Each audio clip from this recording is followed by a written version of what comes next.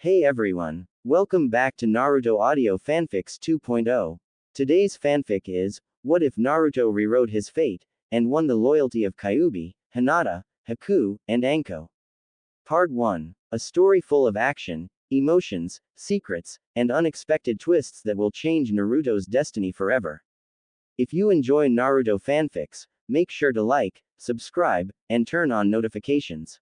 Now sit back, relax, and let's begin the story. You fail. The verdict kept repeating over and over. Again, I failed again, thought Naruto bitterly. No matter how hard I train, I always fail. The boy, Naruto, entered his so-called home. It was not much, it was really not his fault. He had tried to care for his apartment, but villagers always broke in and messed it up. So he gave up. He gave up the same way he gave up on being able to buy food, equipment, clothes and other things. Naruto didn't consider himself a genius, but it was clear that he was only able to buy low-quality, overpriced goods.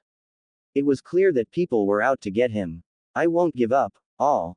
Naruto's words were silenced by a kunai in his heart. Die, demon, snarled the assassin. Why? Wondered the boy, why am I hated? Why do these things happen to me? His questions were interrupted by darkness. Naruto woke up in a dark sewage. What is this place? He wondered. Hearing something in front of him, the boy walked towards it. He stopped in front of some huge bars that had the kanji for seal on them. Naruto looked up at two giant red orbs of fire that opened. Those are eyes, he thought, they're so big. A giant fox head lowered towards him. Greetings, Kit, it said in a surprisingly feminine voice. Hi. Naruto chewed his lower lip in confusion.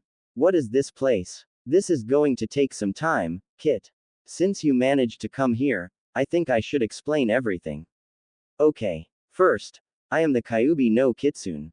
What? He shouted in surprise. Shut up and listen, Kit, she snarled, making Naruto gulp in fear. You were told that the Yondaime killed me, but no mortal is able to kill a demon. Instead, he sealed me inside a newborn baby, you. This is why the villagers hate you. They look at the prison and see the prisoner. So this is why they hate me? He asked in a depressed voice. Kit, pull yourself together, said the fox in an annoyed tone. I will not have an angsty, whiny brat as my container, do you understand? Yes, gulped Naruto. You are not guilty of my mistakes. Is that understood? The Yondaime actually wanted you to be seen as a hero for keeping me sealed.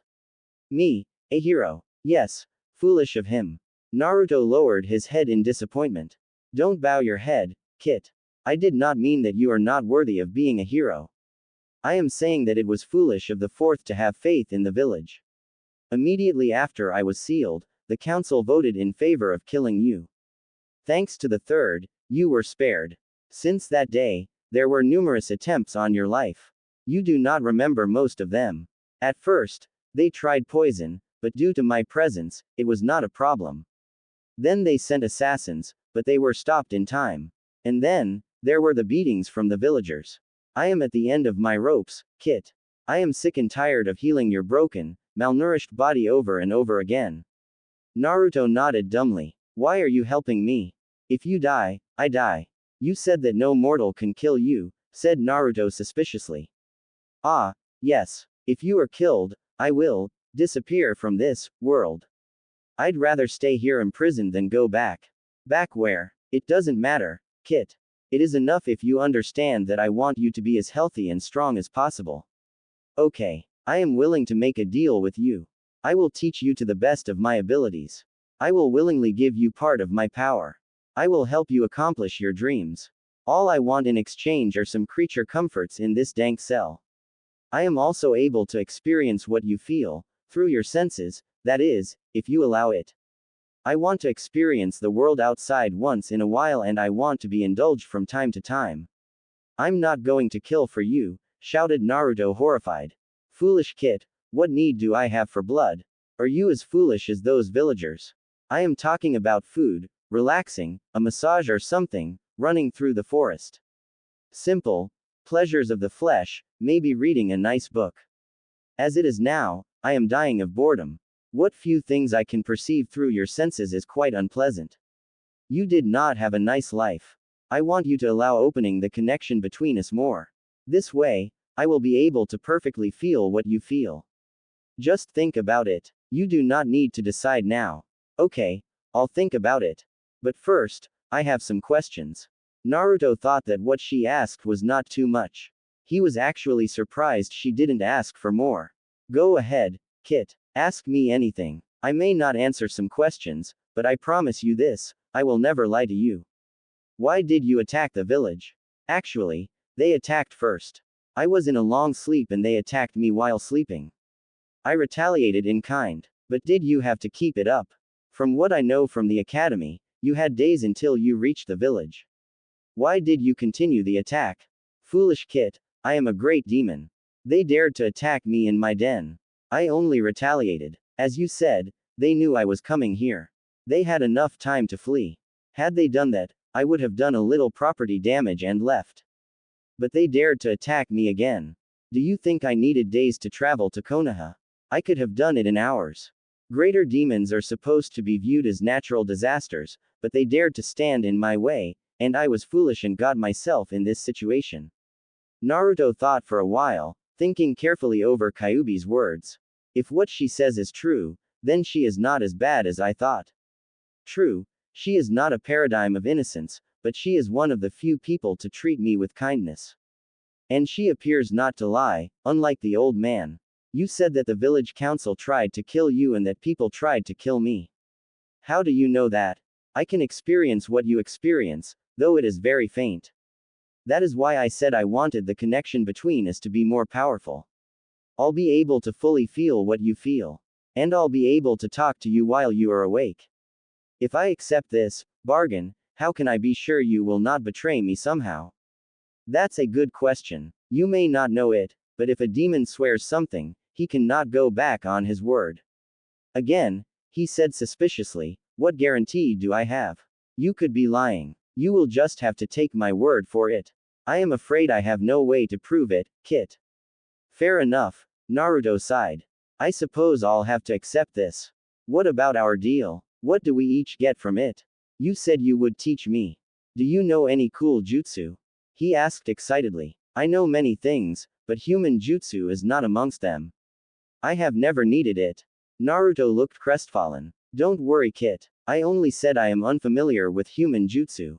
I am not without knowledge.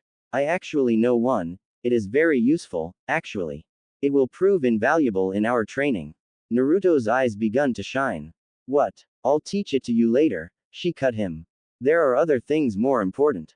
Tell me, Naruto, how well can you read? Naruto reddened and looked down shamefaced. I'm not that good. Don't worry. This is the first thing we will correct. You should have learned by now, but your teachers tried to sabotage you. It's a wonder you are not even more of a babbling idiot. Hey. At the glare he received from the Kyuubi, he sighed. You're right. I'm not the smartest person around. That's because they didn't educate you. Don't worry. I will correct your deficiencies. I intend to have a strong, intelligent container. Thanks, Kyuubi-san. Don't mention it, Kit.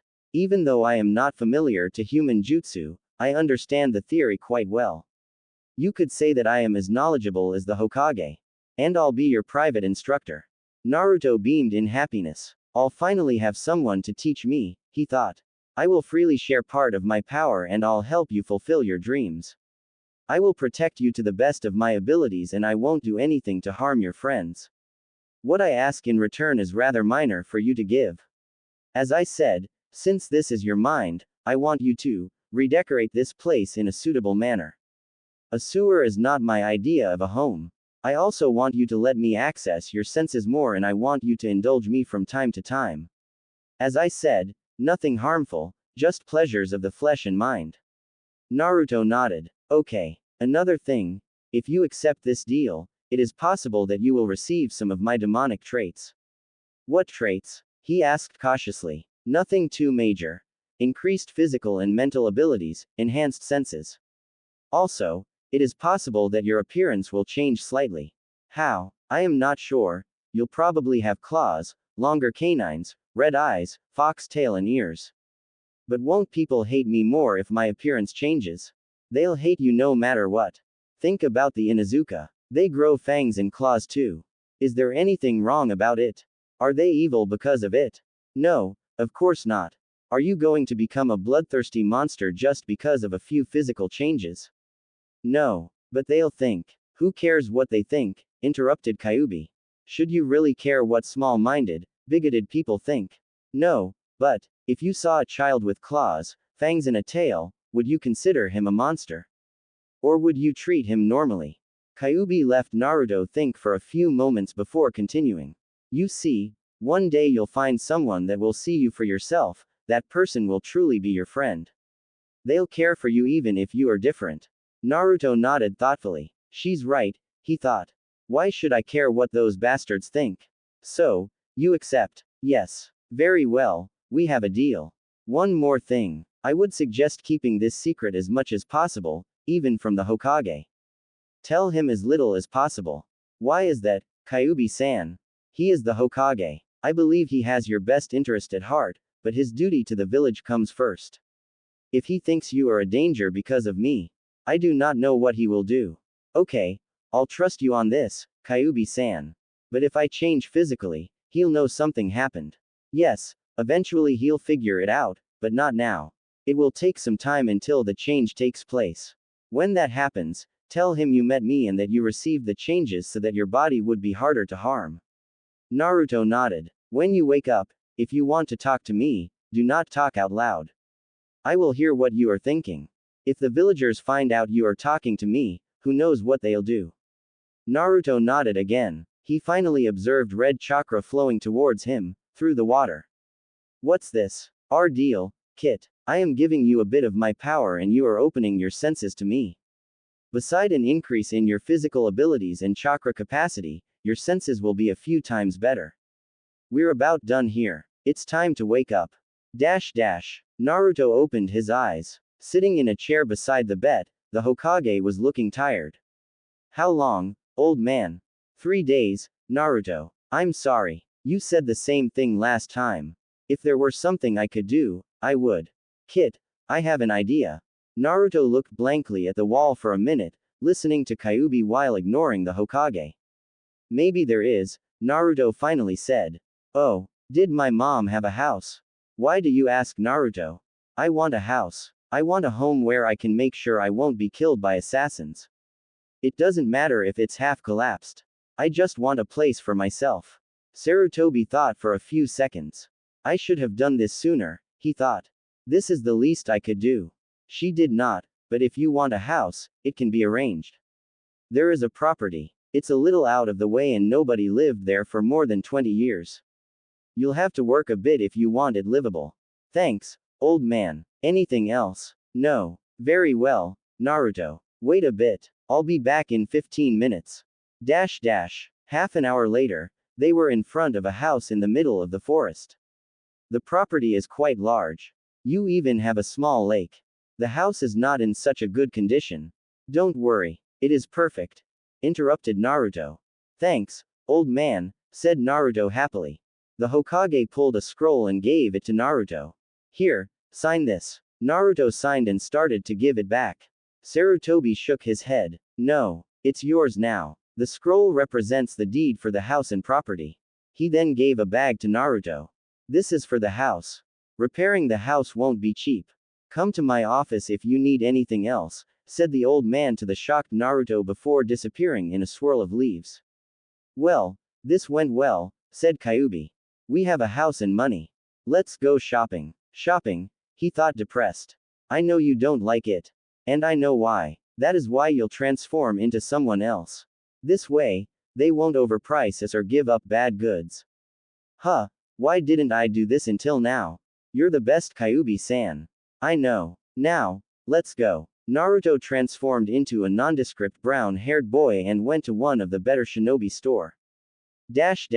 Oh, hello, how may I help you? Asked the store owner. He's so polite, thought Naruto as he entered the store. Last time I came here, he threw me out. I want some clothes and equipment. Naruto wandered through the store, letting Kyuubi check the clothes. Finally, Kyuubi decided on a black Anbu uniform. This is the best, Kit. It's comfortable, gives good protection and it would look good on you. Nodding, Naruto dressed in one of the uniforms, and took 3 more spares. We'll need a mask, said Kyuubi. Looking in the mask sections, Naruto's eyes fixed on a black mask. Unlike most Anbu masks that depicted an animal, this one was a blank human face. It did not have an smiling expression, nor a frowning one. It was just blank. This one, Kit. Naruto put the mask to his face, but he did not have any way to make the mask stay on his face. There was no clasp, nothing. Channel some chakra into it, said Kyuubi. Naruto did so and the mask suddenly stayed put. It was as if it was glued to his face. Opening his eyes, Naruto smiled. Wow, I can see through it as if it is transparent. Of course, Kit. If they weren't, Anbu masks would deteriorate vision. If that were so, nobody would wear them. Since they are transparent, they do not impede vision, they make you anonymous and give a small measure of protection.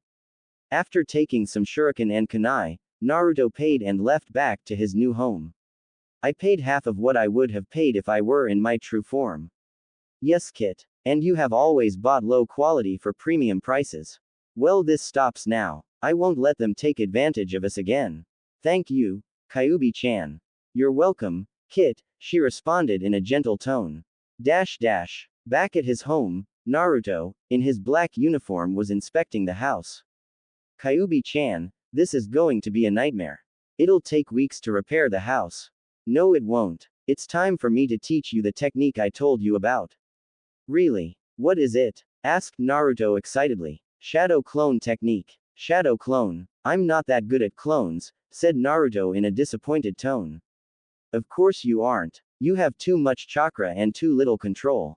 The reason you can't do a normal clone is that it requires so little chakra, so that with your flimsy control, it's impossible. However, the shadow clone technique is within your capabilities. It requires a large amount of chakra, so you should be able to do it. Unlike the regular clone, a shadow clone can fight and think for itself. It's not just an illusion, it creates real clones. The power and chakra is evenly divided among the clones. However, it will dissipate at one hit.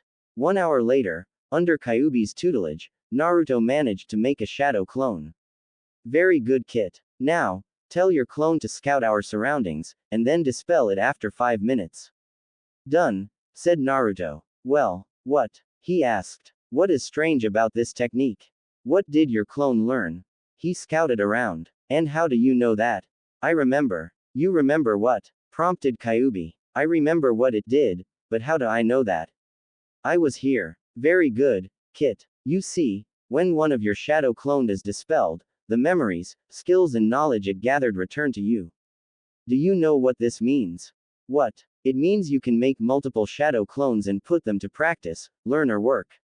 Whatever they learn, you'll know. It's the perfect method for training. Cool, you're the best, Kyuubi-chan. I know, Kit. Now, make some clones. About 50 shadow clones poofed into existence. Give one of the clones some money and tell it to buy some food. And by food, I mean healthy food, not ramen. Is that understood? The rest of them, tell them to clean the house. Naruto did as he was told. And me, you, start on physical training. The next day, Naruto woke up refreshed. He created 2 shadow clones to make breakfast while he took a shower. So, what's the plan for today? Asked Naruto after he finished eating his first healthy breakfast. Make 50 clones. Send 40 clones to the public library. Have them transform into someone else.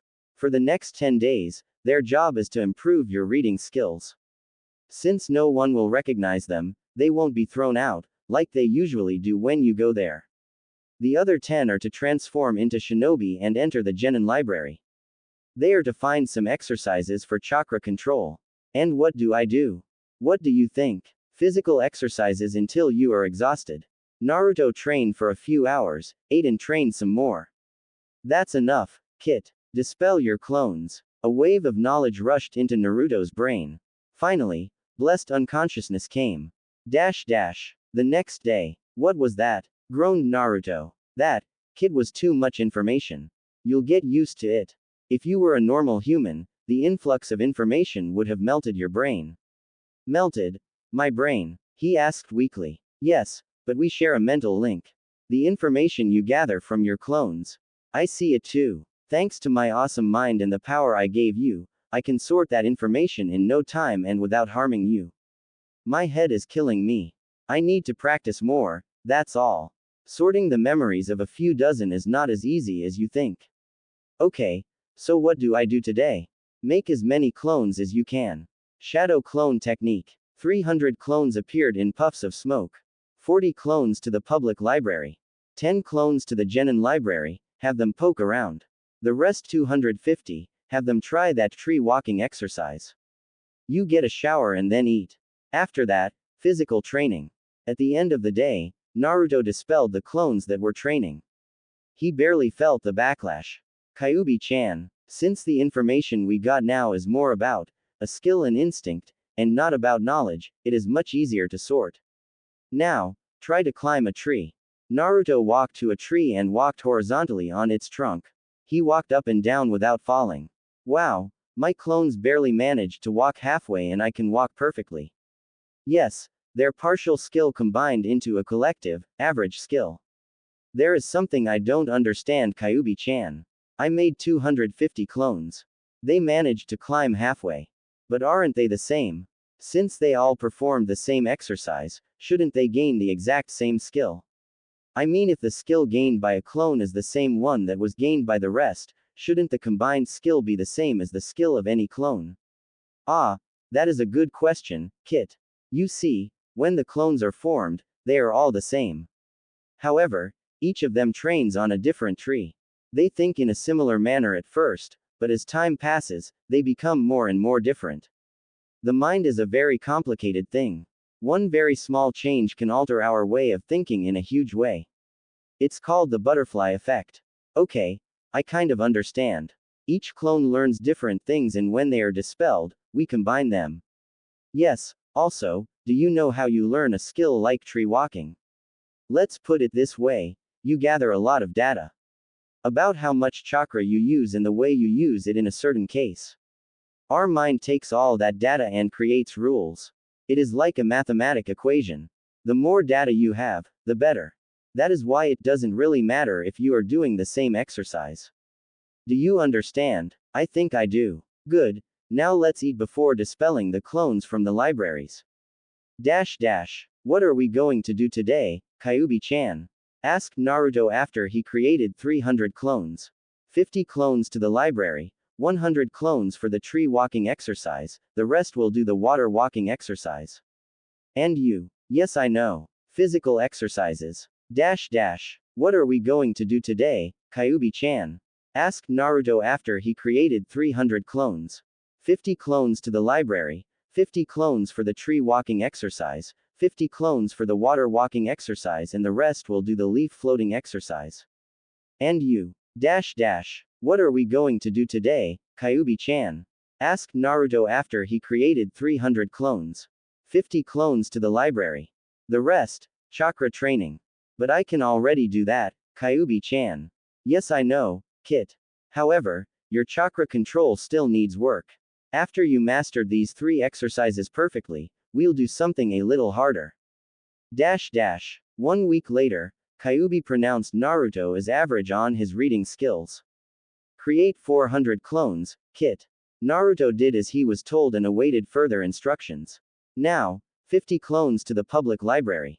Again, he whined. I thought I was done with that. You thought wrong, Kit.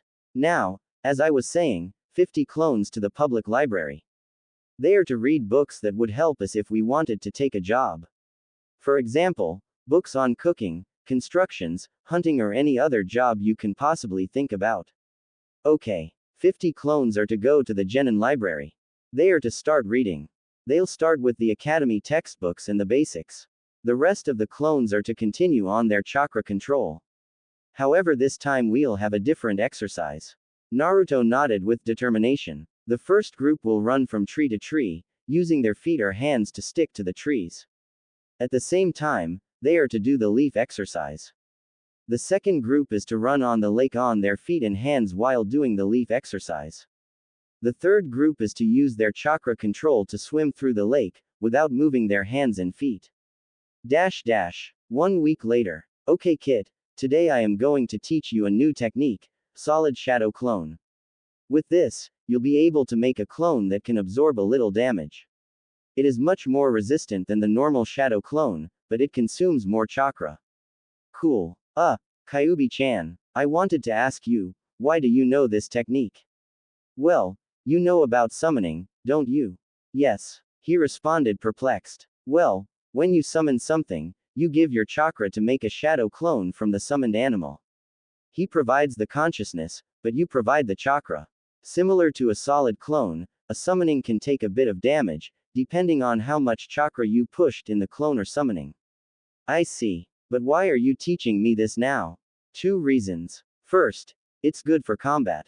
Second, I want you to create a few solid clones, transform them and get them to take a job. Job? What kind of job? Any job. Many jobs. Why? First reason, to earn money, we aren't exactly rich. Second reason, to gain civilian skills. And third, to gather information, they'll find out things that may be common knowledge, but we don't know, things that are known by relatively few people, or secrets known by only a few. 1 week after Naruto learned the solid clone technique, Kyuubi decided that it was finally time for Naruto to start working. Create 1000 shadow clones. Kyuubi waited for the puffs of smoke to disappear. Good, now 300 will do chakra exercises. We'll add something harder, have them use their whole bodies for it. What do you mean, Kyuubi-chan? For example, instead of water walking using your feet and hands, do it using only the fingertips or even only one finger. Also, try to use the same technique using other parts of the body, like floating on your back or knees. The same thing for the tree walking exercise, use other parts of your body to stick to the tree. Naruto nodded in determination. Next, 200 clones are to start practicing throwing kunai and shuriken. Do that while standing in one place and while moving and running. When you are in a fight, you can't afford to take aim carefully. You must be ready to throw them while moving. Later, after you become proficient in this skill, we'll use clones to practice against each other. I understand. Next, 100 clones are to go to the libraries. Read anything of interest. I want you to pay special attention to anything about the human anatomy and medical scrolls. Okay, what about the rest? They are to practice transformation, replacement, normal clones and shadow clone techniques. But I already know them. I know, Kit, but I want you to master them completely. I want you to be able to do them silently, without using seals, without making puffs of smoke and without wasting any chakra. Now, tell me what advantages you'll get from this. Naruto thought for a few moments. If I master a technique completely, I'll use less chakra, I'll be able to do it faster and it'll be more powerful. This means I'll be able to do more techniques in battle. Mastering the transformation technique will help me in infiltration missions. Mastering replacement technique would help a lot in battle. If I am in danger or I can't use my hands to use seals, I'll be able to escape. Mastering the clones techniques will allow me to make more clones and I'll be able to take my enemies by surprise if there are no puffs of smoke to give them away. Very good, Kit. Next, you'll create 100 solid clones. Their mission is to get a job. They will transform into different people, male and female, and get any job they can find. Remember, this is an infiltration mission. That means you will not reveal your true identity. You will construct a persona and delve into it. That means you not start spewing what you're thinking. You'll learn to keep your mouth shut. That especially means that you will under no circumstance start bragging about being the next Hokage or telling them your true identity. Is that understood? Yes, Kyuubi-chan. The next day, Naruto sent his 1000 clones to their practice. Let's see what we have with our jobs, said Kyuubi. I have 3 clones that were hired as hunters. I have another 3 that work as medicinal herbs gatherers. 5 are working on a farm. 10 are working on a construction site. 4 are working as janitors. 1 is working at the onsen. 3 are working as waitresses, 6 on some stores, 9 that are actually working as apprentices and another 9 are doing some odd jobs. In total, that makes 53 jobs. I must say I am impressed, Kit. Well, it wasn't that hard. It's easy to get a job if you aren't hated and willing to work long hours on lower pay. Naruto, one of Naruto's female personas, was hired at the onsen. Since her boss found out she had a great deal of medical knowledge, at least in theory, the boss decided to train her in the art of massage. Naruto gladly accepted. She made a mental note for the library clones to search for books on the subject the next day. She hit the jackpot. They found quite a few books and scrolls, some of them very good. Naruto had practiced at home, by creating a few hundred clones, separating them in two and having them practice on each other. Needless to say, Naruto gathered a few years of experience in only a few days. Coupled to the increasing theoretical knowledge from the clones that visited the library, or the geeks as Kyuubi called them, and the advice from her boss, Naruto became one of the best masseurs in only a few days. Naruto walked in her private room to see that her next client was Hinata. Oh, hi Hinata-chan. Hinata was Naruto's very first customer. She was also one of the few children that had been kind to Naruto at the academy. She was a shy girl, but very kind and sweet. Naruto liked her. The only thing that bothered Naruto and Naruto was that Hinata was even shyer around him than other people. Strangely, the girl behaved around Naruto the masseur, the same way she behaved around Naruto. Hi, Naruto-K-chan, she stammered. Naruto wondered if there was any way for Hinata to get over her shyness, stammering and lack of confidence. Naruto vowed to herself that she would find a way to help Hinata. When the new year of academy would start, Naruto would be placed in the same class with Hinata. Perhaps Naruto could befriend the girl and help her. How was your training? Fine. Since the first time Naruto gave Hinata a massage, Hinata would come to the onsen every day and get a massage from Naruto. Come, Hinata-chan, hop on the table, said Naruto smiling kindly. Yes. Hinata nodded and disrobed while blushing furiously. Naruto could not help herself to check out the girl. Even if she was a year younger and a little short, her were well developed. Naruto concentrated on remaining professional. It was not hard even if the geeks read those books about the human reproductive system and the talk in a book. She had worked around girls for a few days and she learned to not blush or give herself away. Naruto proceeded in doing her job, making Hinata sigh in contentment. 10 minutes later, Naruto suddenly stopped. Say, Hinata-chan, I've been reading on a new type of massage. Since you are my most faithful customer, would you like to be my first? Sure Naruto-chan, I'd like that. Hinata was so relaxed that she didn't stutter even once. Naruto smiled, gathered chakra in her hands, making them glow a pale pink and continued to massage Hinata's back. Hinata began to breathe faster. Are you alright, Hinata-chan? Do you want me to stop? No. Don't stop. Continue. Please. Naruto shrugged. She must really like it, she thought. Finishing with the back, Naruto proceeded in massaging the legs. When Naruto reached the girl's thighs, Hinata's whole body tensed for a few seconds and she shuddered before she relaxed completely. Hinata-chan, are you feeling fine? I feel great, Naruto-chan, she replied with a lazy smile. Thank you. You were great. Naruto shrugged mentally. It seems that this new technique was successful. Hinata looked very relaxed. I have to show this to Kyuubi-chan. She really likes my. After dispelling the clones, Naruto promptly fell asleep. He woke up in his mental landscape. It had changed drastically. No longer was he surrounded by the darkness of a sewer. Instead, Naruto found himself in a forest. He walked into a clearing and saw a house. It was Kyuubi's prison and it had the same seal on the door that he saw the first time he met Kyuubi. He entered through the door as if it was insubstantial and headed for the bedroom. He walked in to see a sleeping dark red-headed girl. She had both human and foxy ears. Naruto walked and sat on the edge of the bed and smiled as one of her 9 tails caressed his face. Naruto touched the tail and started to pet it. Hello Kit. I didn't expect you here today, she said 5 minutes later, rubbing her eyes from sleep. I know. I'm here to give you a massage. After their first meeting, Kyuubi changed in her human form. After Naruto started to give massages at the onsen, he began to give them to Kyuubi as well. He did that every time he entered the mental landscape. Oh, yeah, Hinata seemed to really like my technique. I thought you might like to try it. Kit, you really have a huge blind spot when it comes to girls. And you even read all about it. It looks like you need some practical Lessons, she said with a strange smile. What do you mean? I'll explain later. Kyuubi disrobed and motioned Naruto to start. Naruto smiled and ran his hands through Kyuubi's tails. He then started to rub her back, and Kyuubi smiled in contentment. Naruto began to channel chakra in his hands. How does it feel? He asked. It feels great, she responded, struggling to keep her body under control.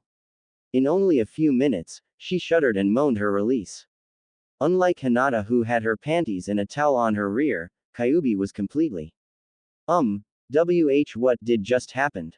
He stammered. Naruto had tried to block it from his mind, but even he realized that his ministrations resulted in something. That, my dear Naruto-kun, she said in a husky tone, was an orgasm. Orgasm, he squeaked. Yes. Turning around, Kyuubi grasped Naruto's shoulders and pulled him to her and gave him a long kiss. Naruto had a frozen expression on his face. Kyuubi smiled softly and hugged him tighter as she burrowed his head between her. You mean, like in, the talk, orgasm? Yes. This means we, and me and Hinata, he said horrified. How can I be so stupid? I'm really sorry. Sorry for what? I really enjoyed it. And I'm sure Hinata enjoyed it as much as I did. Kyuubi rubbed his back, trying to comfort him. Kyuubi grasped his chin and gave him another long kiss. They rolled over and she smiled seductively. She started disrobing him. Wait. We can't. Why? I'm 13. So what? Aren't I too young? Kyuubi pushed her hands inside his boxers. It seems you aren't, she grinned. But. No buts, Naruto-kun. You gave me pleasure, now it's my time to return the favor. The next day, a smiling Naruto woke up. He and Kyuubi had returned the favor for hours. Naruto was grinning so much that he felt that nothing could dampen his spirits. For the first time he was happy. He had a good teacher, a person he cared for. Unlike the fake smile he put around the villagers and even the Hokage to hide his true feelings, Naruto truly felt happy, from the bottom of his soul. He walked in the bathroom and froze in front of the mirror. His once blue eyes had turned into red slitted ones. Are you okay, Naruto-kun? Asked Kyuubi worriedly. Yes. I'm fine. You're not upset? No. Why should I be? Your eyes are beautiful, they are the same as yours and I really like them. Really? She asked surprised. I thought you'd be upset. A few weeks ago, I would have been. But now, I am glad for them, because they are your eyes. If you keep this up, Naruto-kun, I'll start blushing. After what we did last night, I don't think there is anything that can make you, or me for that matter, blush. Is that so? Well, I am sure I'll find something, teased Kyuubi. As Kyuubi promised, Kyuubi found something to tease him with. That was Ika Ika Paradise. Naruto was staying under a tree, reading the perverted book. Kyuubi was commenting on the book and the clones were training. There's someone spying on us. Yes, it's Hinata, said Kyuubi. Hinata? How? I mean, this isn't the first time she spied on me. At least you figured that much. Tell me, kid. Do you know why she is spying on you? I have no idea. Foolish kid, must I spell everything to you? She likes you. Maybe it's even love. Really? Huh? It actually makes sense, said Naruto thoughtfully, thinking back on past encounters. So, what do you think about her? What do you mean? I mean, do you like the girl? Naruto thought for a few seconds. It doesn't matter, he finally said. I already have you. So what? What do you mean so what? You're my girlfriend, right? I guess I am Kit. But what does this have to do with Hinata? You're my girlfriend. I'm not going to cheat on you. Foolish Kit, she laughed amused. I am not a human. I do not have human morals. I do not mind taking other mates. After all, you are my container. We deserve the best. I actually want more mates. And Hinata would be a good choice. Really? So you're telling me to? Yes, but only if you like her. Well, she's nice and kind and really cute. She was always nice to me. She's really smart. And she and Naruto got to be good friends and got to know her a bit. I guess I kind of like her. I am pleased. We may have a new mate. Kyuubi, I think we are getting ahead of ourselves. I mean, is she here for me? I haven't shown my face outside the house, I always wear my mask, so I don't really think she knows it's me. Perhaps, but perhaps not. Tell me, Kit, what bloodline limit does she have? The Byakugan, answered Naruto. Yes. And what are its powers? It sees on a 360 angle, it can see through solid objects, and it can see chakra. Oh, I see. If she can see chakra, then she knows who I am. My chakra is like my fingerprint. She doesn't need to see my face to know who I am. Very good. What about the clones? Asked Kyuubi. Clones. Oh shit. My clones have my chakra signature. She might know who my clones are. More important, she might know Naruto is my clone. Very good, Kit. Now think about your meetings at the onsen. Even you realized she behaves around Naruto the same way she behaved around you. Does this mean she knows I was giving her massages? That I saw her, and she still came back. Not many girls would let a boy do what you did. It must mean she really likes you. I think we just got lucky, Kit, Kyuubi said happily. I have a plan. A few minutes later, Kyuubi finished. Naruto put the book on the ground and got to his feet. Come out, Hinata. I know you're here. Hinata came from behind a tree. Na Naruto-kun. So you know. Hinata nodded. I suppose you know about my clones. Another nod. And about Naruto. Hinata froze for a second, and then nodded again. I knew she was you, she stuttered. She had your chakra. Naruto took his mask off, making Hinata's eyes to widen at the red-slitted eyes. Hinata took a step back before steeling herself. Naruto-kun is not the Kyuubi, she whispered to herself. A normal person would not have heard Hinata's words. Naruto, however, had increased senses thanks to Kyuubi. You know about the Kyuubi? Hinata's whole body froze. Why, yes. How? The Kyuubi was not killed, but sealed inside you. There is a law given by the Hokage. It is forbidden to talk about the truth with anyone that doesn't know. This is why none of our current generation knows the truth. But the villagers talk with each other, in private. I got curious. I wanted to know why they were so mean to you. I activated my Byakugan and saw them talking. I read their lips. Surprisingly, Hinata didn't stutter even once. So you're okay with it? Yes, Naruto-kun. I don't mind. Not even if I talk to her.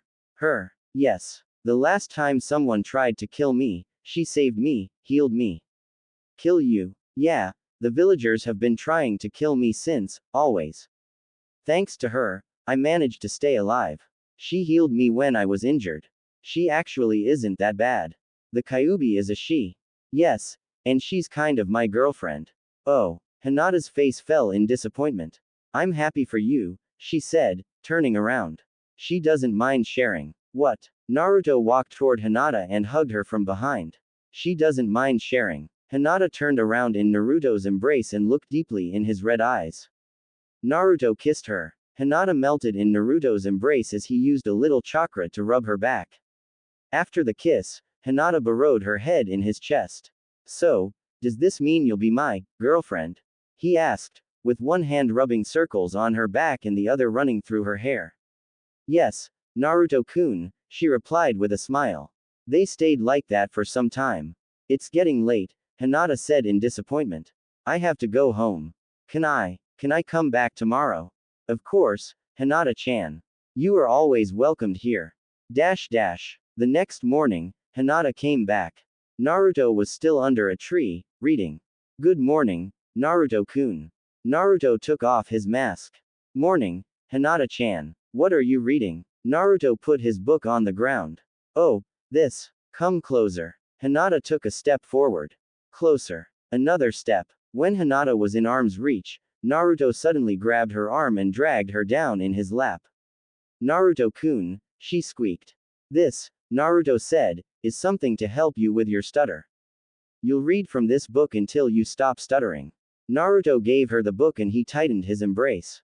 His left hand was just under Hinata's right and his right one was making circles on her belly. Hinata started reading aloud. A few minutes later, she reached the juicy stuff and she stopped. This is, she stammered. Yes, and if you manage to read one page without stuttering, I'll give you a present, he murmured, kissing her shoulder. Hinata nodded, and a few pages later she started to breathe heavily, but she lost the stutter. Naruto kissed the corner of her mouth. You improved. Naruto kissed her fully on the lips and Hinata moaned. His left hand slipped under her shirt, needing a. Naruto-kun. It's okay. It's time for your reward. Reward? Yes, remember that special massage I gave you? It's that kind of reward. Is that fine with you? Yes, Naruto-kun, moaned Hinata in pleasure. I'll do anything for Naruto-kun. I love you, Naruto-kun. Naruto's hand slipped into her panties. Good, said Naruto as he kissed her again. Naruto stopped from his physical training and watched some of his clones as they dodged one another's kunai attacks. They had been doing it for more than a week. Naruto learned how to dodge and parry, single and multiple attacks. Hinata-chan should be here soon. Yes, Kit. I wish you could meet her in person. Kyuubi-chan, can the seal be broken? No, Kit. If it is broken, we both die. That's too bad. If the villagers were to hear you. Yeah, Kyuubi-chan, if you can't break the seal, can't we make a shadow clone or some kind of summoning of you? Kyuubi fell silent. Kyuubi-chan, Naruto-kun, you're brilliant. Let me think a bit about this. Kyuubi fell silent for an hour. Naruto-kun, I think I got it. Please make a solid clone. Naruto did as he was told, but instead of a clone of himself, Kyuubi stood in front of him. Did it work? He thought to Kyuubi. Yes, responded the clone. How did you know what I mentally asked? My clones don't know what the original thinks. And I talked to the original you from the seal. Ah, but that is because you are a human and I am not. It is called multitasking. My mind is so powerful that I can control more than one clone, directly. That is why, when you are talking to the clone me, you are talking at the same time with the me in the seal. We are one entity. Unlike your clones that think for as individuals, I can make my clones be one entity with me. Oh, that's really cool, Kyuubi-chan. I'm glad you can have your own body. Kyuubi smiled, kissed Naruto and embraced him deeply. I couldn't have done it without you. Naruto opened his mouth to protest the praise, but was interrupted. It's true. You gave me the idea and you allowed me to get out. Allowed you? Yes, Naruto-kun. I can only do this because you allowed me to get out. Had you fought against me having the clone, I couldn't have done it. Naruko the waitress smiled at Anko. Having 50 spies in the village made hearing gossip and rumors very easy. From what Naruto picked up, Anko was the former apprentice of the traitor Orochimaru. Apparently, she was in a similar situation with Naruto. She was hated and despised by most of the village for something that was outside her power. The difference was that Anko was able to protect herself. There were many mutterings behind her back, but only when she was not present. After all, it was rumored that Anko was less than stable, something that Anko seems to encourage. Anko was a regular and a dango addict. Her coworkers were not comfortable around Anko.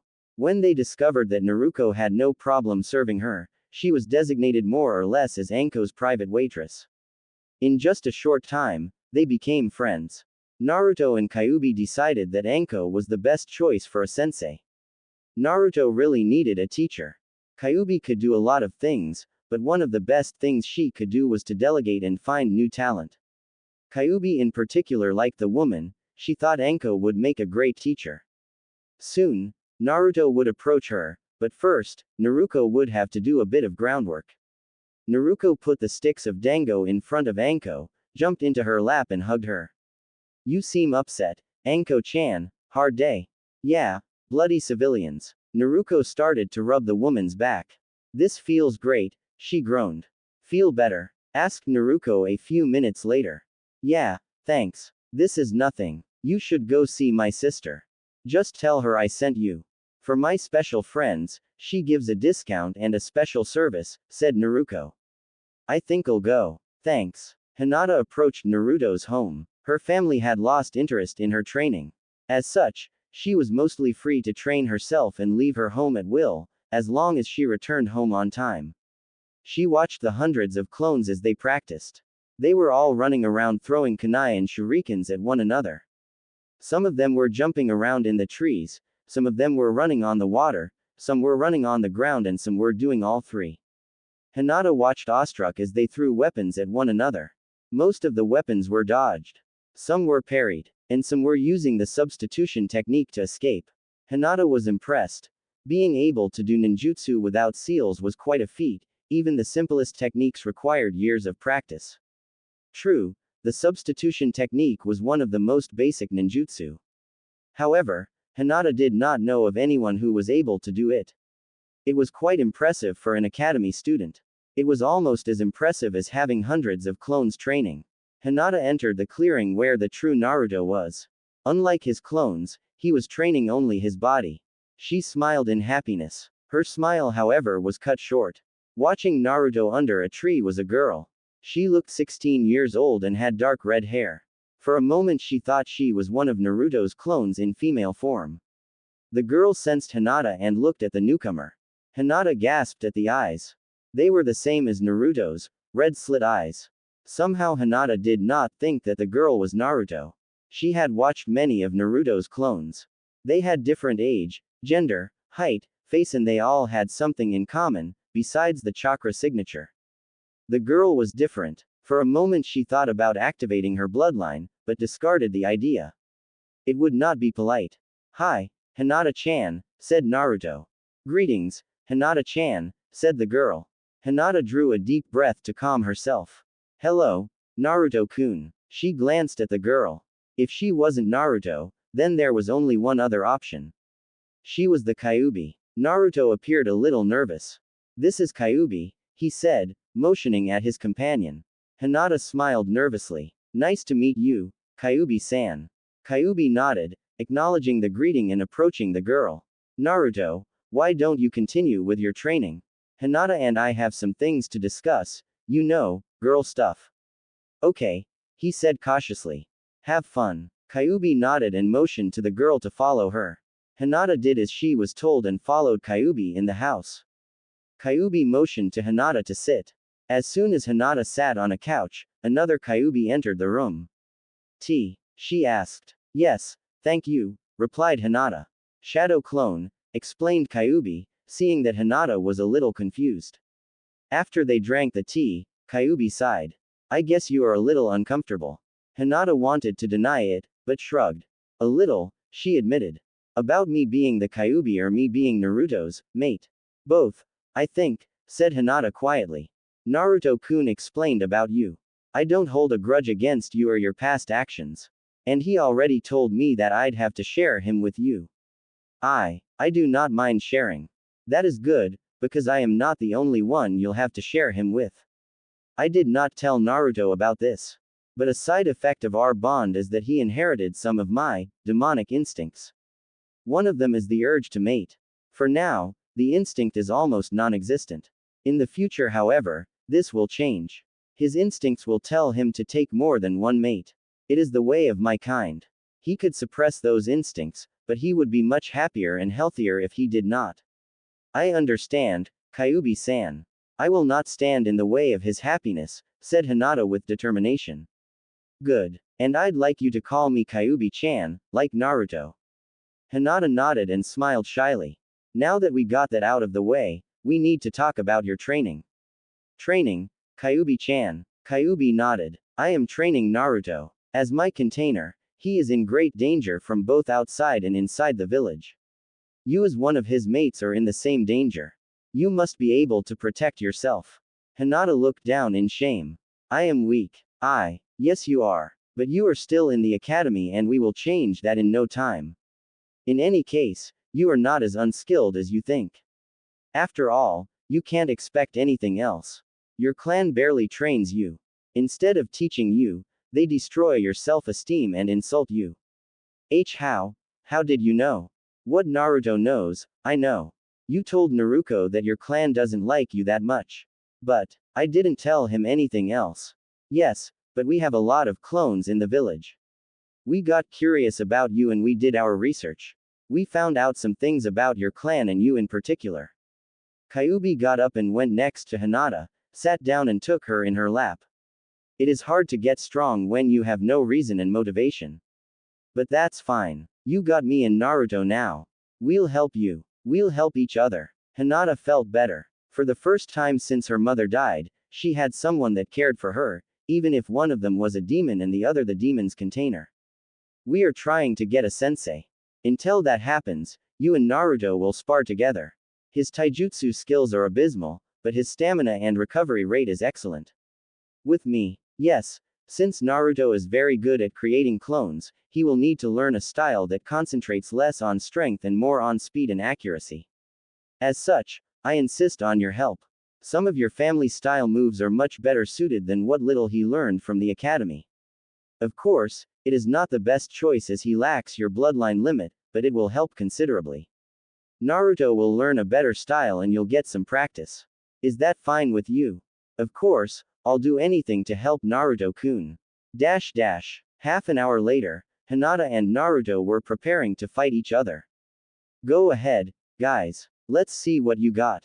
5 minutes later, Kyuubi interrupted the match. Stop. Naruto, this isn't a brawl. Use more of your speed. Try to dodge. I don't want to hurt her, replied Naruto. She'll heal. Better a little bruise now than dead later. In any case, you're too slow to hurt her, said Kyuubi. Hinata, use your Byakugan and the gentle fist. Both of you are holding back. You know how it is, no pain, no gain. But if I do, I'll seal his Tenketsu points, said Hinata. I don't want to hurt Naruto-kun. Kyuubi frowned at the answer. Let's try a little experiment. Hinata, seal one of Naruto's Tenketsu. Seeing that Hinata looked doubtful, Naruto smiled warmly at Hinata. Don't worry, Hinata-chan. I heal pretty fast. I'll be fine. Don't worry. Trust me. Hinata nodded and did as she was told. She activated her bloodline and her hand flashed forward. Naruto's left hand fell limp. That's interesting, said Kyuubi. Let's see. Hinata gasped as the sealed Tenketsu point glowed red for a second. Naruto lifted his arm as if it was normal. How? It takes hours to recover from a gentle fist strike. That would be true if Naruto were a normal person. But he isn't. Because I am sealed inside his body, he heals much faster. However, this is not why he recovered so fast. Since I can influence his body, I pushed some of my own chakra in his sealed Tenketsu. This means you can practice on Naruto without worrying about hurting him.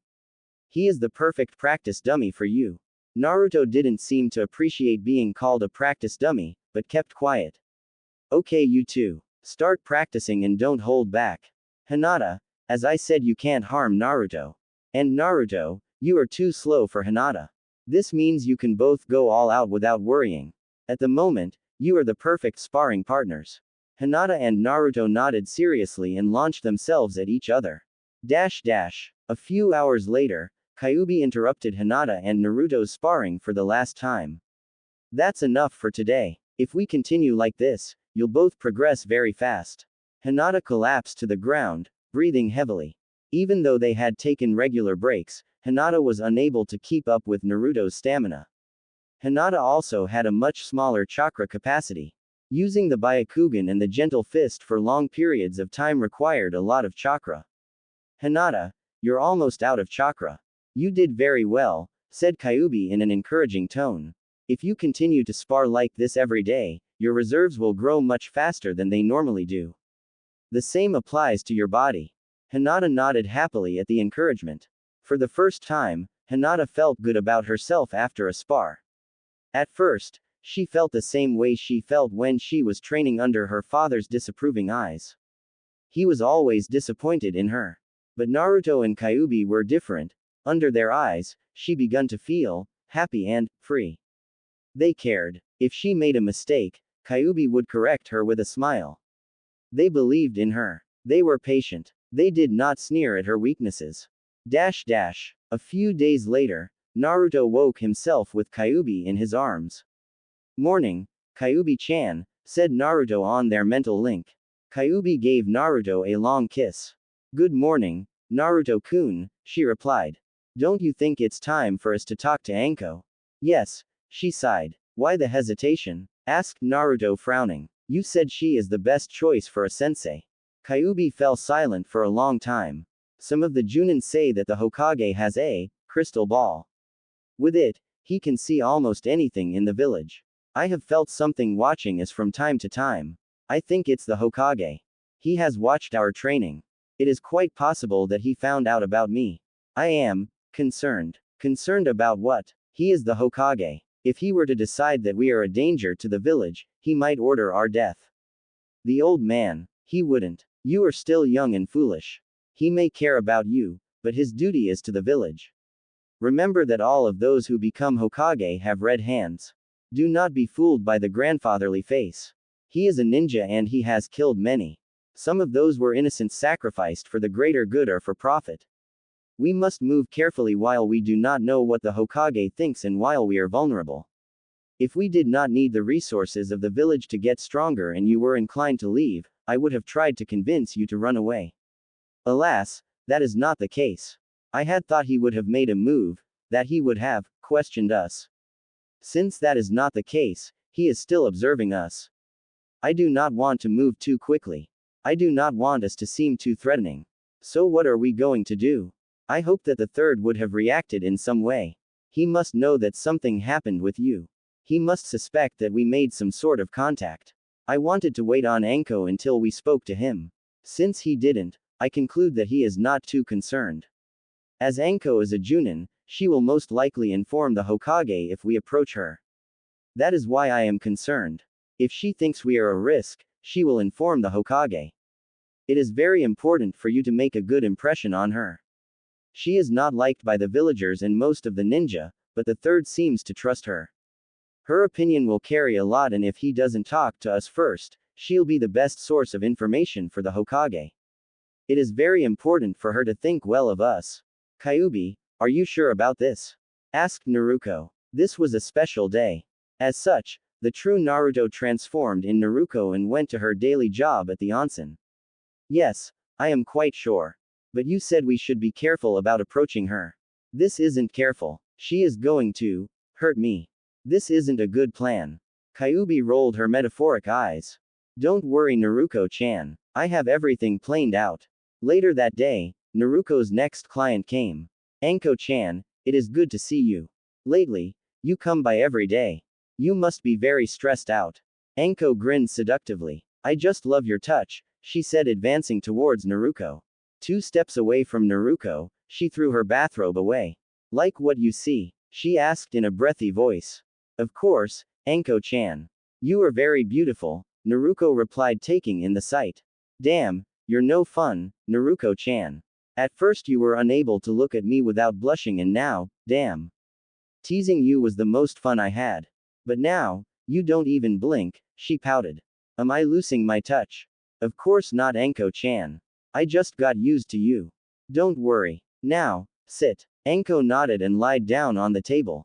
Naruto proceeded with her job, making Anko groan. You know, this is great. You're the next best thing to Dango. You mean food is better than me? I'm disappointed, Anko-chan. Let me show you something. I'll prove I'm the best. Naruto's hands begun to glow pink and she started to gently rub Anko's back. Oh gods, moaned Anko. Minutes later, Anko was a puddle of quivering flesh. So, am I better than Dango? Asked Naruto. Yes, you are. That was incredible. I know. My girlfriend has the same opinion. Your girlfriend. Won't she be upset about this? No, she's okay with sharing. Huh. So, who is she? Do I know the lucky girl? I doubt it. She's an academy student. I don't think you ever met her. Your girlfriend is in the academy. Aren't you a little old for that? Not at all. I'm just a year older than her. I'll be in the same class with her this year. Anko turned her head towards Naruto and frowned in suspicion. You can't be that young. You are at least 16. Ah well, Naruto smiled nervously. I'm kind of disguised. Anko sat up and peered closely at Naruto. You aren't under a transformation technique. Not exactly, replied Naruto. Naruto was never good at ninjutsu. Before he met Kyuubi, he was never able to do a normal clone. That was because it required too little chakra and too much control. The same thing could have been said about the transformation technique. It was more of a genjutsu than a ninjutsu. However, Naruto was unaware of the distinction. He thought that he could actually physically transform in a different being or object. Due to Kyuubi's special abilities, Naruto was able to do the impossible for a normal human. He was able to physically transform into someone or something else. The only technique he was able to do was the replacement, since it did not require precise chakra control. Of course, that all changed after he met Kyuubi.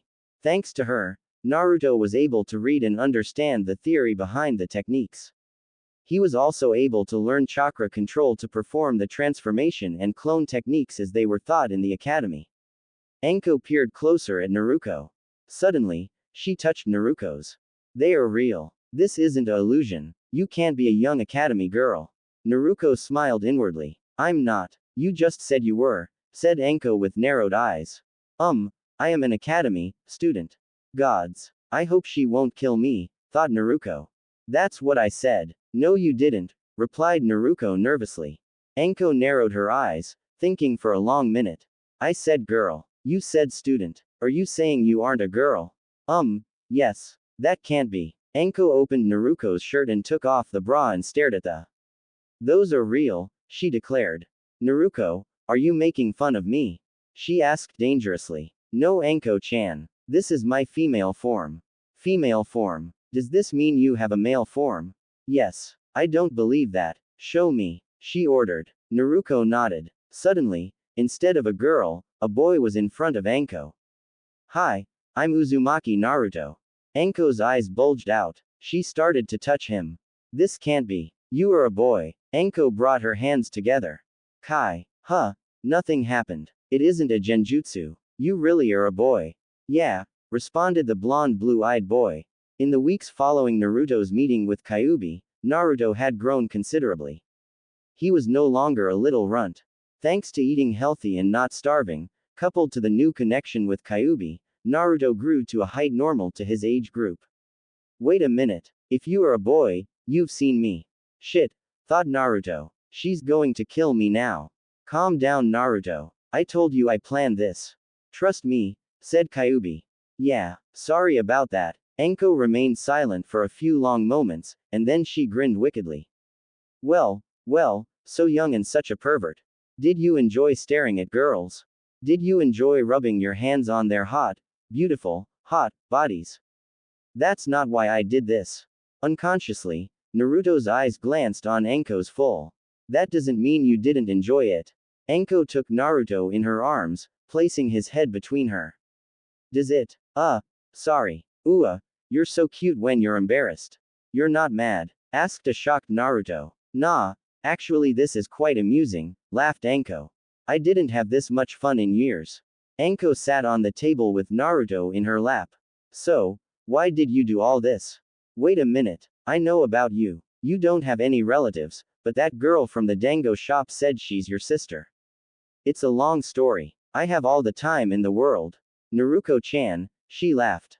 Well, most people hate me for some reason. In the academy, the teacher refused to teach me. I learned how to read on my own, but I was not that good since I had to pick up the skill on my own, without reading materials. Most stores don't sell me things, so I couldn't even buy a book. Because the teachers didn't like me, they sabotaged me and tried to teach me as little as possible. I failed the academy exam twice. I couldn't make clones, so I failed. Because my chakra reserves are very large, my control was very bad. No one ever told me what to do, and because I'm not allowed in the library, I didn't know about chakra control exercises.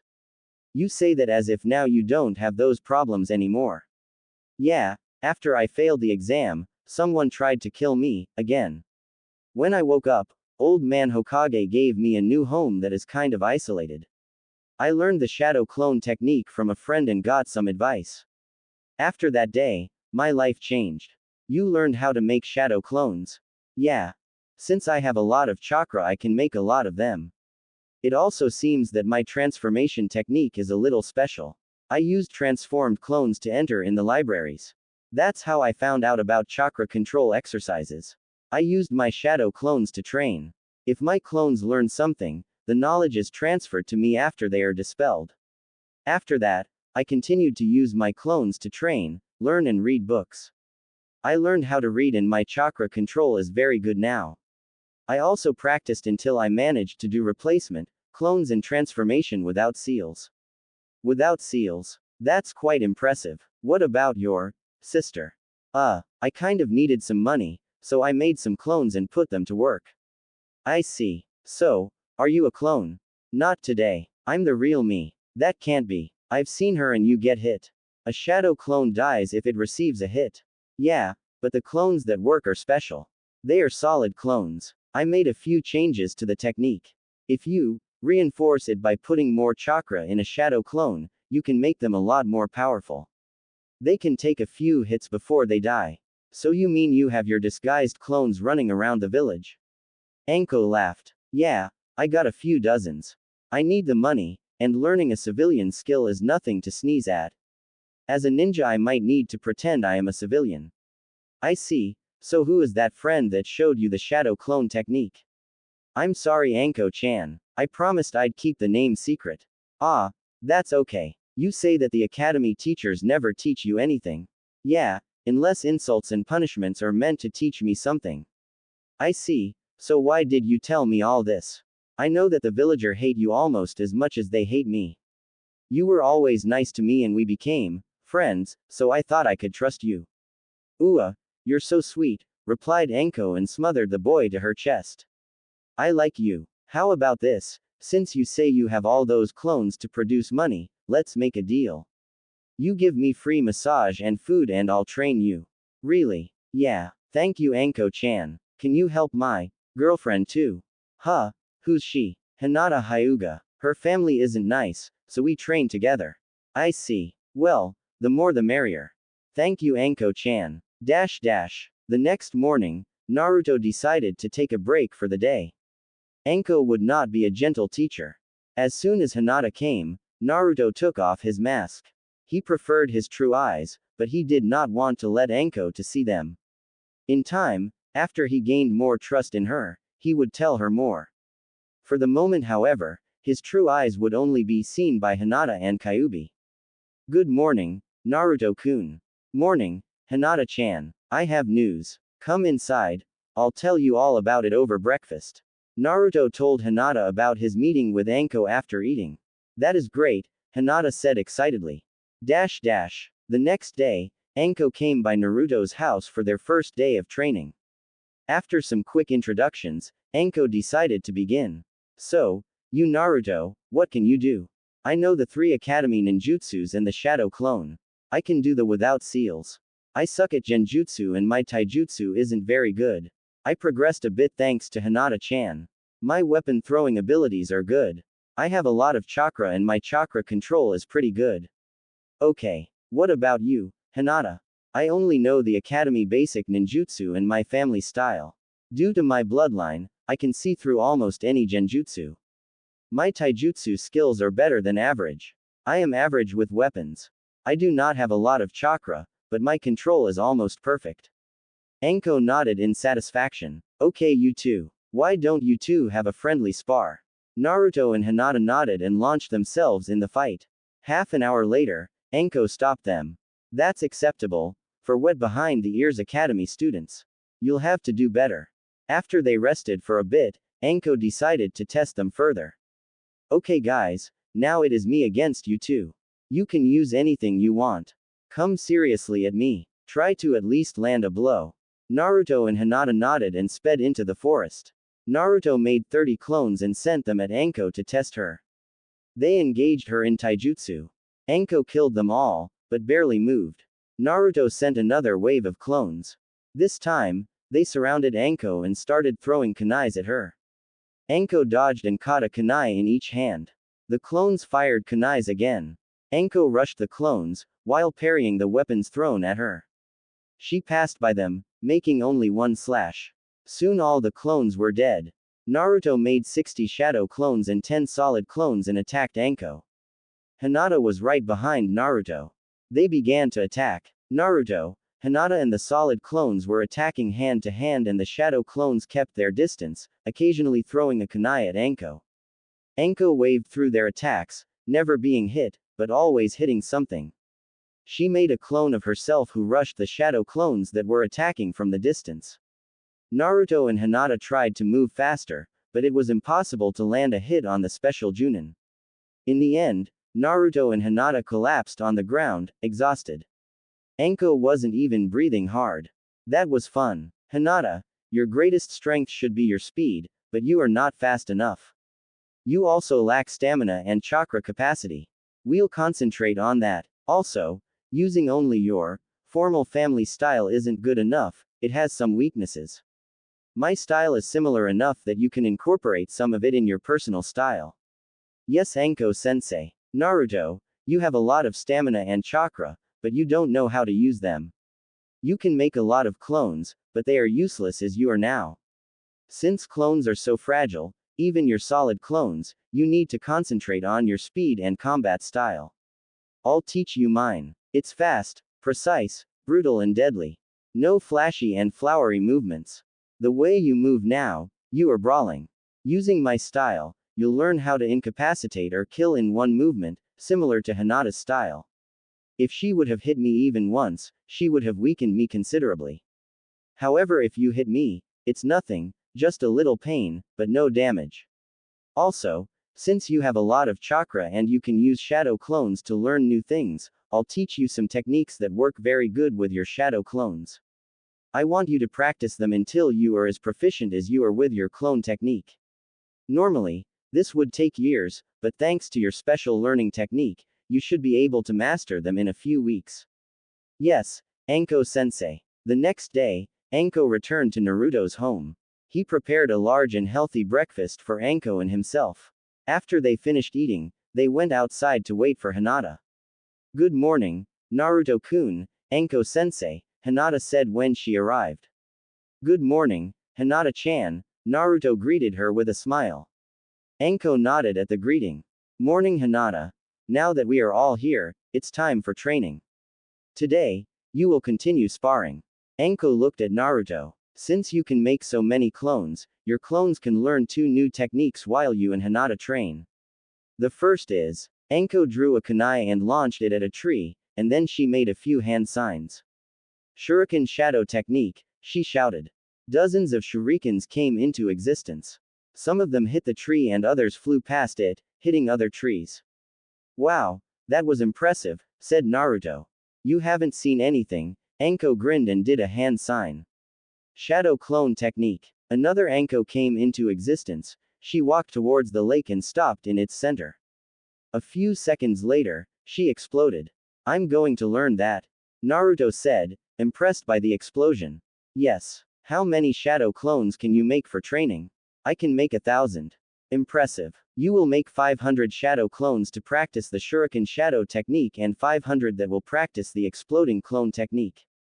Yes, Anko sensei. The exploding clone technique is a suicide-type technique that allows you to use the chakra from your clone to form a powerful explosion. After Anko explained to Naruto how to perform the 2 new techniques, he created his clones and sent them training. After that, he and Hinata sparred for the rest of the day. From time to time, Anko stopped them and corrected their moves. By the end of the day, Naruto's clones managed to learn both techniques Anko showed to him. Let's stop for today, Anko told her 2 new students. Yes, Anko sensei, Naruto and Hinata answered in unison. Naruto, dispel your clones and show me what you learned. Yes, Anko sensei. Naruto gave the command to his clones to dispel. I think I got it, he said with a grin. Naruto barely felt a twinge of dizziness at the 500 clones that dumped their memories into him. Kyuubi had become quite proficient at processing the information received from his clone training. The 500 clones that were supposed to learn the exploding clone technique had already completed their training in an exploding exam. Really? Let's see it, Anko said. Naruto created 10 clones. They jumped into some trees and surrounded a tree trunk. They all launched shurikens at it, at the same time. Shuriken shadow technique, the clones shouted in unison. For each real shuriken, dozens of shadow ones came into existence. The trunk tree was hit with hundreds of shurikens. As soon as the shurikens hit, the 10 clones sped towards their target. Once they reached it, they exploded in perfect synchrony. That's pretty good, brat, Anko said. With the techniques you now know, you should be able to defeat any number of genins and almost any single chunin. Naruto grinned at the praise. However, don't let that go to your head, Anko said sternly. A quick chunin would be able to defeat you with ease. Yes, Anko sensei, Naruto replied soberly. Next day, Anko came again for breakfast. Naruto, your greatest weakness is your taijutsu, Anko begun.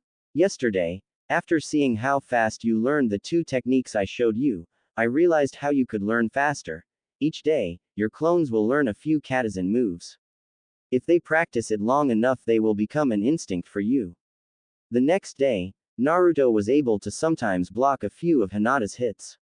Each day, Anko would show him more katas and moves for his clones to practice. She organized pairs of clones that would mock fight in slow motion against each other using only one move and its counter move. In a little over a week, Naruto learned the basics of Anko's style. Naruto slid under one of Hinata's right-hand strikes. His left hand flashed forward, barely diverting Hinata's left-hand strike from his heart to his shoulder. Both of Hinata's hands were not in reach to stop Naruto's devastating hit on a particularly sensitive spot, on Hinata's torso. Hinata collapsed to her knees, breathing rapidly. As this was only training, Naruto did not use his full power in the strike. If he did, he could have injured her severely. Anko's style was extremely brutal. One good hit could cripple or even kill his opponent. Now that Naruto is no longer a punching bag for you, Hinata, Anko said with a grin, you both can truly begin to learn. Both students groaned and nodded. You both need to be as fast as you possible can, Naruto, for your clones, and Hinata because speed is the centerpiece of your style. Isn't there a better way to increase our speed and agility than this? Hinata asked. Yeah, like training weights, Naruto said with enthusiasm. Anko nodded. True, training weights would make you much faster. However, this method has a very big weakness. Weakness? Naruto asked. Yes, Naruto. If you use training weights, your bodies will become much stronger and faster when you take them off. However, what happens when you must enter a battle and you have training weights on you? Both Hinata and Naruto shrugged in confusion. You take them off, Naruto ventured. Yes, Anko nodded. You take them off. But will the enemy not attack while you do? Even if you can release them instantly, there is another, bigger problem. What problem? When you take them off, your mind will become confused. It would be like you were having a different body. Your mind will need time to get accustomed to the new weight. Even if you have the time, you will never get top performance from it since your mind is accustomed to having a heavier body. You will win speed and strength, but you will lose something almost as important as your agility. You will lose precision. Naruto and Hinata nodded in understanding. Both my style and the gentle fist need precision and complete control over the body almost as much as they need speed. There is also the fact that you guys already train a lot. Weighting your body as well is too much for your young bodies. Because of that, training weights are out of the question. Understood. Yes, Anko-sensei, Hinata and Naruto answered. Besides that, Kyuubi cut over Naruto's disappointment, training weights would do little for you. Why is that, Kyuubi-chan? Naruto asked. Since we first talked, I have been repairing your body and getting it to perfect condition. You don't need training weights when you have me molding your body into the perfect form for your age. I see, Naruto said with a mental grin. Thank you, Kyuubi-chan. The two young students continued to spar, with Anko giving them instructions and correcting them from time to time. A week before the academy started, the Hokage visited the scene Naruto and Hinata practiced under Anko. Hinata and Naruto stopped and turned towards the old man. Naruto, Hinata, Anko-san, good morning. Hokage-sama. The three bowed slightly to the old man and Sarutobi raised an eyebrow when he saw how polite Naruto was behaving. I'm sorry to disturb your students, Anko, but I need to talk to Naruto, Sarutobi explained. Of course, Hokage-sama. Anko motioned to Naruto to go with the old man. While they were walking towards the house, the Hokage was observing Naruto's clones, which were performing the same slow motions at first, and then, doing them faster and faster. Shadow clones. And that is Anko's style, he observed. Yes, Hokage-sama. Anko-sensei was kind enough to teach it to me and Hinata, Naruto replied.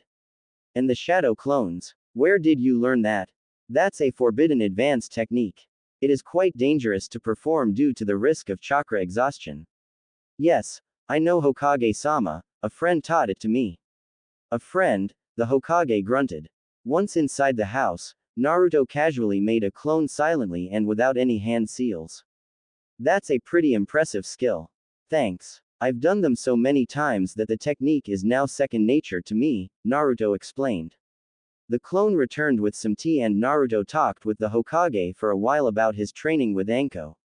Naruto, the Hokage said after some time, may I ask why you are so polite? A few weeks ago, you called me old man. Now, I'm Hokage-sama. What changed? As you know, I raised myself. I was unaware of many things, social customs, common courtesy and my impoliteness towards the leader of the village amongst other things. I was taught by my friend about these things. I see. I have some questions about your friend. My friend? Naruto asked. Yes, Naruto. The friend who taught you all these things. The Kyuubi, Naruto said after a long pause. Sarutobi's eyes widened at the casual fact. So you know, he sighed. She told me all about it, the night that man tried to murder me. We made a pact. A pact, the Hokage said carefully. May I ask what kind of pact? She helps me in any way she can and I allow her to have some creature comforts. I think you should talk to her personally, Naruto grinned cheerfully. Suddenly, behind Naruto's chair, another clone poofed into existence. The old man thought for a fraction of a second that it was another of Naruto's clones. Kyuubi. Yes, Hokage. I am Kyuubi, the girl with the red slit eyes replied. The old man's body tensed for a fight. Do not worry, human. I am not here to fight. The only thing I care for now is Naruto's happiness and safety. I have no desire to take revenge on you or your village. And even if I were, I am not capable of hurting you. I am only a clone and I can only come into existence if Naruto allows it. Is that true, Naruto? Yes. I am in complete control of her ability to manifest, Naruto replied. Naruto, the Hokage started to say carefully. You cannot trust her. She is a demon. The demon sat casually in the chair next to Naruto. What is that supposed to mean, human? You are a malevolent Biju. Sarutobi turned towards Naruto. They are dangerous creatures. She is responsible for the disaster that befell your. My what? Naruto silently wondered. Our village over a decade ago, the Hokage continued. She killed many of our people. How quick you are to point the finger, ninja of Konoha, Kyuubi replied. You, who murder the innocent for gold. Had your ninja not tried to bind me to their will, this would not have happened. Bind you? Indeed. That's not possible. You're lying, the Hokage said angrily. I assure you, I am speaking the truth, Kyuubi replied. That can't be. I would have known. Perhaps the fourth kept it secret. The Yondaime. Sarutobi shook his head. No, he would never have done such a thing. Perhaps, but you could be wrong. Kyuubi shrugged. Perhaps it was a rogue faction of your village. It might even be that those who attacked me were only pretending to be Konoha ninja. However, I doubt it. After their failed attempt, they retreated to Konoha. I see. Is this why you attacked the village? Kyuubi nodded. Such offense demanded retribution. So all that death and destruction was because you felt offended? The Hokage asked incredulously. Is this not the same thing you do? If an enemy village attacks you or something under your responsibility, do you not extract retribution? You should be thankful that I gave your village the kindness that put me in this situation. Kindness? The old man asked bitterly. You call your rampage kindness? Do you have any idea how many died? Foolish human. The responsibility for their deaths belongs only to the village leader, the Yondaime. Blame him, not me. What? The old man said outraged. He died for this village, he was a hero. He was a fool, Kyuubi sneered. Kyuubi-chan, are you sure this is wise? Naruto silently asked her. Are you not too aggressive?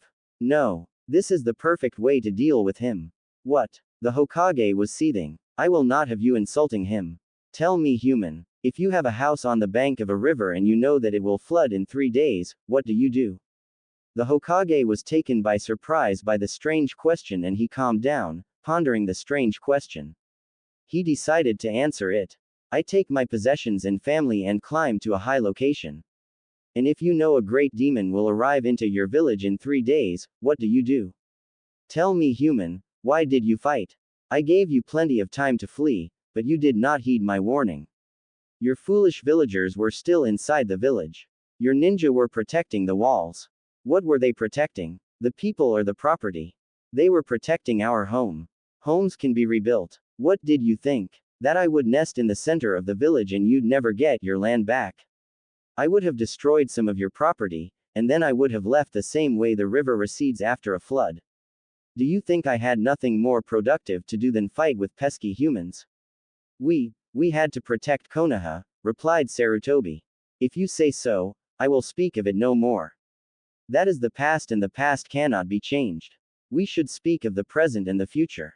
Yes, the Hokage nodded thoughtfully. Kyuubi narrowed her eyes. I wish to speak of Naruto-kun's abusive treatment. An abuse he received from your entire village. That's not true. Not all the villagers are like that, the Hokage protested weakly. Yes, you are correct. Not all. The owner of the ramen stand and his daughter were always kind to Naruto. Hinata is a good friend and Anko is a good sensei. You have also helped Naruto on some occasions. There are some that are, shall we say, neutral towards Naruto, but that's all. They do not harm him, but they never tried to help or protect him. This is the extremely small minority. The rest of your villagers take any chance they can to harm or belittle him. From the day I was sealed inside Naruto, I had to cure him of poisons. I had to heal the injuries produced by bullying from other children, the abuse of the adults and the wounds of those who would injure or kill him. I had to correct the ravages of hunger and insufficient food. I will no longer tolerate such abuse. Do I make myself clear? She snarled at the silent old man. I always tried to protect Naruto, Sarutobi said. You failed. I know. I am sorry, Naruto. It's okay, old man, Naruto said with a smile. I know you always tried to protect me. Thank you, Naruto. That means a lot to me. You don't have to worry about me so much now. When I venture in the village, I go in disguise, so I'm safe and they don't overcharge me. The Hokage winced at Naruto's words. I'm also learning a lot from Anko sensei so I can protect myself. And Kyuubi-chan makes me eat healthy food every day. I am glad for that, Sarutobi said with a smile. Before I go, may I see your seal? It is located on your belly. Naruto nodded and showed the seal to the old man. The Hokage looked deeply at it for a few seconds and nodded. The seal is unchanged. Naruto, I must ask you to not reveal you can talk to Kyuubi and her ability to manifest to anyone besides people you have the utmost trust. If you do, you would put yourself in grave danger. Do you understand? Of course, Hokage-sama. Good. Now, I will take my leave, the Hokage said. I still have a lot of paperwork to sign. Good day, Naruto, Kyuubi-san. Hokage-sama. That went surprisingly well, Naruto said. Yes, Kyuubi agreed. I believe the Hokage will continue to protect you, but he will have Anko keep an eye on you. And you? Naruto asked. And me. I think I managed to convince him I meant no great harm to the village. Until now, he thought I was some kind of mindless bloodthirsty monster bent on slaughtering his village. Anko left earlier that day, and Naruto prepared dinner for three. While they ate, Naruto and Kyuubi told Hinata about their conversation with the Hokage. They retired in the bedroom and Naruto took Hinata in his arms and gave her a little kiss on her shoulder. On Hinata's other side was Kyuubi. Do you think the old man will tell Anko about you, Kyuubi? Yes, but we will see tomorrow, Kyuubi replied. And will they not try to harm you? Hinata asked. I do not think so, Kyuubi answered. Before now, the Hokage thought of me as an unreasonable monster. Now, he thinks there is a good chance I have no intention to harm his village if I am not provoked. He also saw the seal. He doesn't consider us too dangerous. I won't let them harm you, Hinata vowed. Kyuubi smiled and gently kissed the girl. I know, my dear. We protect each other. Kyuubi kissed the girl again and hugged her hard. You belong to me and I belong to you. I will always protect you. Hinata relaxed in the double embrace and fell asleep for a short, but blissful hour. When she woke up, she would have to leave her home and go back to her clan's home. How she wished she was free of that place, to fall asleep in their arms, to wake in their embrace. Every day. Forever. I love you, she whispered as she fell asleep. The next day, Anko came to breakfast as usual. Unlike most time, however, she was quiet and pensive. Anko-sensei, Naruto asked, is something wrong? I had an interesting talk with the Hokage yesterday, she said slowly. When I first started to train you, I informed him about it. I also told him of your academy teacher's behavior. He said that he was aware of it in some minor part, but that he could not do too much about it. He seemed to be glad I was going to train you. Anko paused for a few long moments. As I was saying, we had another long talk yesterday. He told me of his conversation with her, the Kyuubi. May I see her? Of course, Anko-sensei. Kyuubi materialized next to Naruto. Greetings, Anko-san. Kyuubi. Anko nodded at the apparition. You told the Hokage you have no intention to take revenge on the village and that you want to protect Naruto. Indeed. Can you prove that? Anko challenged. I cannot. However, that does not matter. The fact is that the seal is not broken and I see no way to break it. It appears I am imprisoned inside Naruto for eternity. I do not see any way to break my prison and gain my freedom. Anko nodded. The Hokage said that the seal is intact. But you can still take control of him for a short time or you can influence him. Influence him? Kyuubi inquired. To do what? For what reason? Anko just stared at Kyuubi. You think I have nothing better to do than kill pesky humans? Kyuubi replied. What would I have to gain? You are a demon, Anko said slowly, as if she was talking to a small child. I do not contest the fact that my kind can be a little aggressive when angered, or even that we indulge on acts of wanton destruction on occasion. However, we do not hold the monopoly on that. The fact is that most of my kind prefers their isolation and we rarely venture in places where humans live. We can sleep for years, and sometimes, even for centuries. Most of the time we battle with humans is when we are provoked or when we are sealed into humans to give them power for their numerous wars. Anko nodded. Fair enough. Just then, the door opened and Hinata stepped through it. She looked questioningly at Kyuubi as if to ask her what was going on. Anko, however, mistook the look. Hello, Hinata. This is. Anko floundered, trying to find a name and explanation for the strange red slit-eyed girl sitting in Naruto's kitchen. Kyuubi, Hinata said. You knew. Anko gasped, surprised by the admission. I've known for quite a long time. And you're not scared? Hinata asked. Yes. Of course not, Hinata nonchalantly said.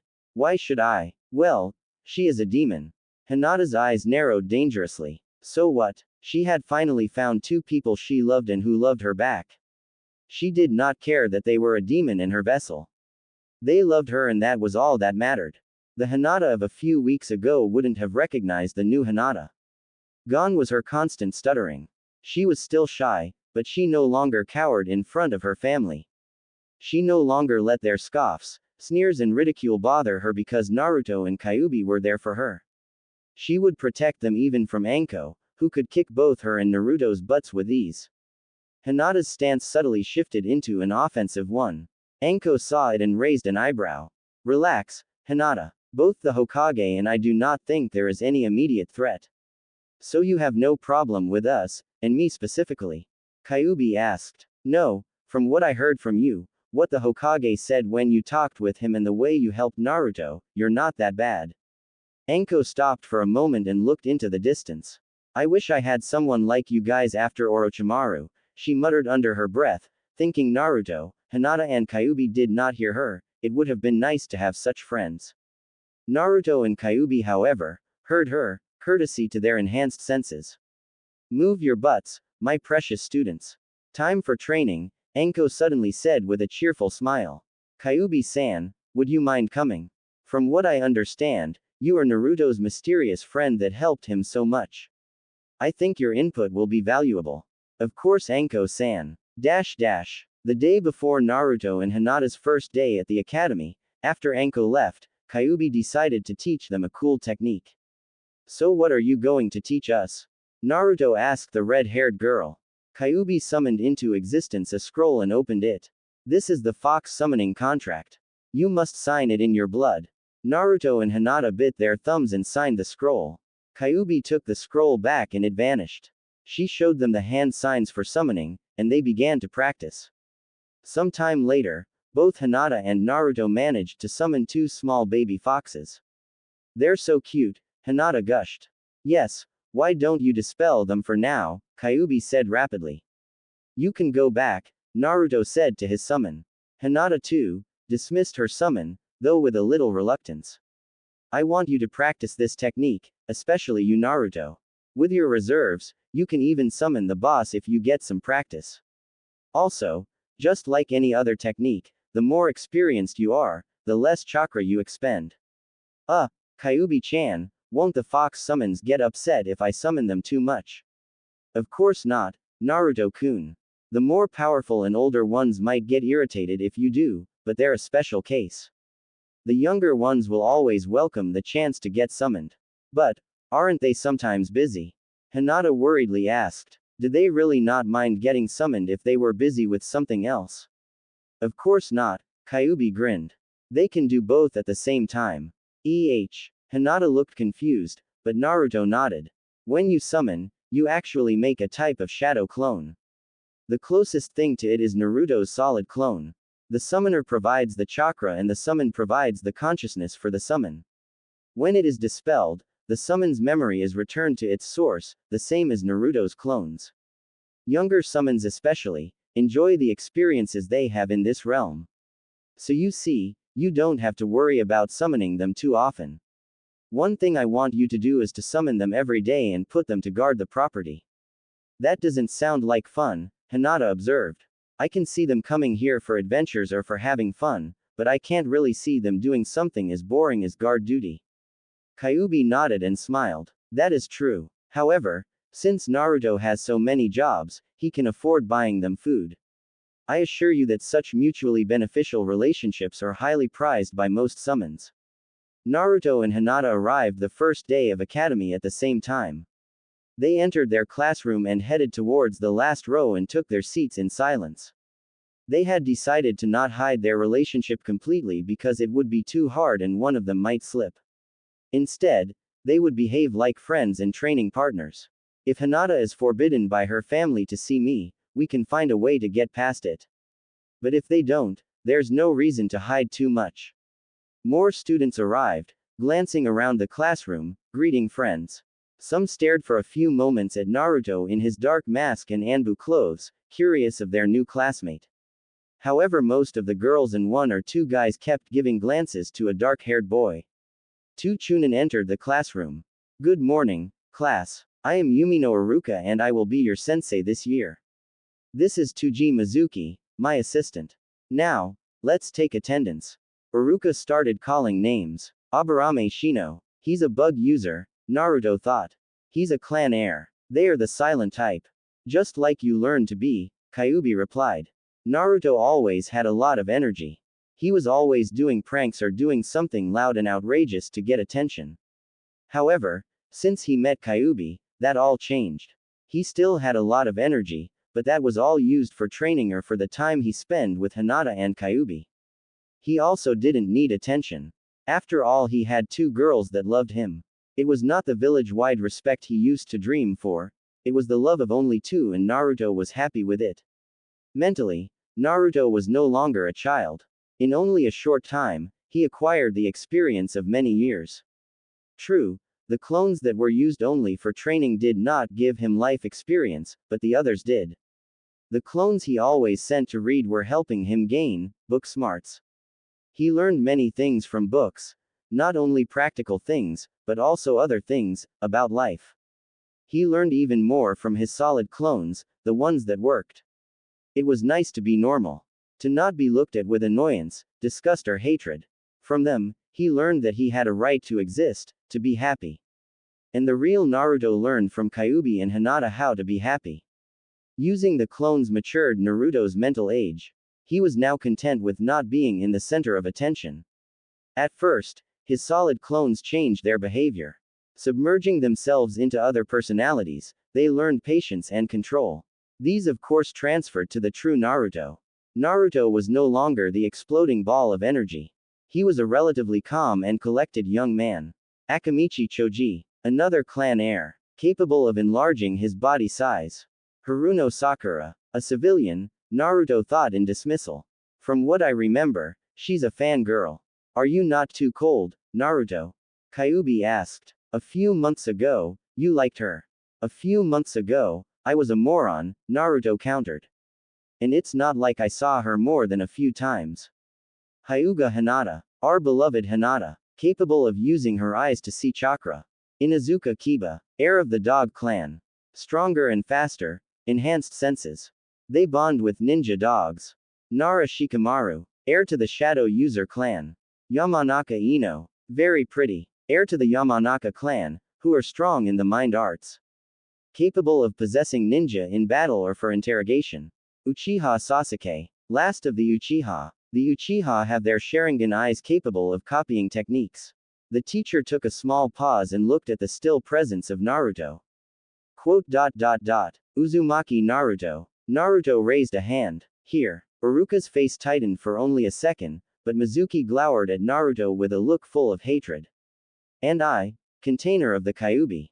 We should watch Mizuki. That man is dangerous. Kyuubi cautioned. What about Iruka? I think he is able to not let his emotions cloud his professional judgment. Iruka begun a boring lecture and Naruto zoned out in favor of talking to Kyuubi. There are 7 clan heirs, he mentally said. Yes, it's quite a coincidence. And all of them have some sort of special ability or bloodline, Naruto sighed. I wish I had one too. Kyuubi chuckled at the statement. It is true that they have an advantage over most students, but so do you. Due to my presence, you are stronger, faster, you can regenerate, you have enhanced senses, you have huge chakra reserves, enhanced mental abilities, and of course, you have me. If all these were a bloodline, it would be considered one of the stronger ones. I know, Naruto sighed. It would be nice if I could copy techniques with only a glance though. I have to train and train to learn a technique that an Uchiha can learn at a glance. That is true, but you forget that not all techniques can be copied by the Sharingan. And your way of learning has one huge advantage.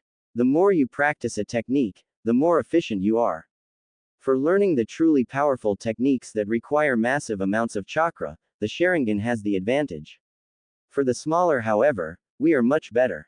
Because weaker techniques require smaller amounts of chakra, you can make shadow clones for training. In only a week of training, you gain the training of several years. The advantage is that you can master the technique completely. This means no need for hand seals, no waste of chakra, speed. These things are impossible for the Sharingan to copy. So the Sharingan allows them to copy all techniques, but they still need training to master them completely. Indeed, Kyuubi agreed. Since training in our S-rank techniques usually require a lot of chakra, you will not be able to learn many of them, like an Uchiha can. However, you may be able to master a few of them and become proficient at a few of them. Your advantage lies not in learning many techniques, but in using them more efficiently. At noon, Naruto's class was on the academy's training grounds. Iruka shouted to get the students' attention. We'll have a few spars to gauge your skill. First. Quote. Naruto observed as Sakura and Ino were called first and started insulting each other. Ino pig. Forehead girl. The girls ran at each other and started slapping one another. Sasuke is mine. No, he's mine. You don't deserve him. Naruto shuddered at the display of incompetence. If Anko was in charge of their training, she'd rip their arms off and use them to slap the silliness out of them. Kyuubi chuckled. Before, you were just as incompetent. I know, Naruto sighed. But at least I didn't have competent teachers willing to teach me at the academy. They did. 2 minutes later, Iruka stopped the match and called 2 more students. Well, these guys aren't much better than Sakura and Ino, Naruto said. Next, Shikamaru and Choji, Iruka said. The 2 boys faced each other, Choji eating chips and Shikamaru with an annoyed expression on his face. I give up, Shikamaru said. What? Why? Iruka asked bewildered. You haven't even started. It's too troublesome, Shikamaru answered. Very well, Iruka sighed. The Nara clan was famous for their brilliance and for their laziness. Next, the teacher called Hinata and another girl.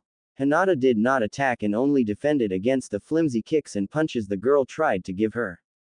After her training with Naruto and Anko, such hits were easy to defend against. Very good. Next Shino and Sasuke. When Sasuke took a fighting stance, all the girls except Hinata shouted encouragements as if they were cheerleaders. Sasuke rushed to attack Shino. I don't see what's so special about him, Naruto said to Kyuubi. Is my little Naruto-kun jealous? I can kick his. All those fancy moves, They're wasteful, especially against someone like Shino. Indeed, taijutsu is not one of the Aburame clan's good points, but it appears they developed a style good at defense.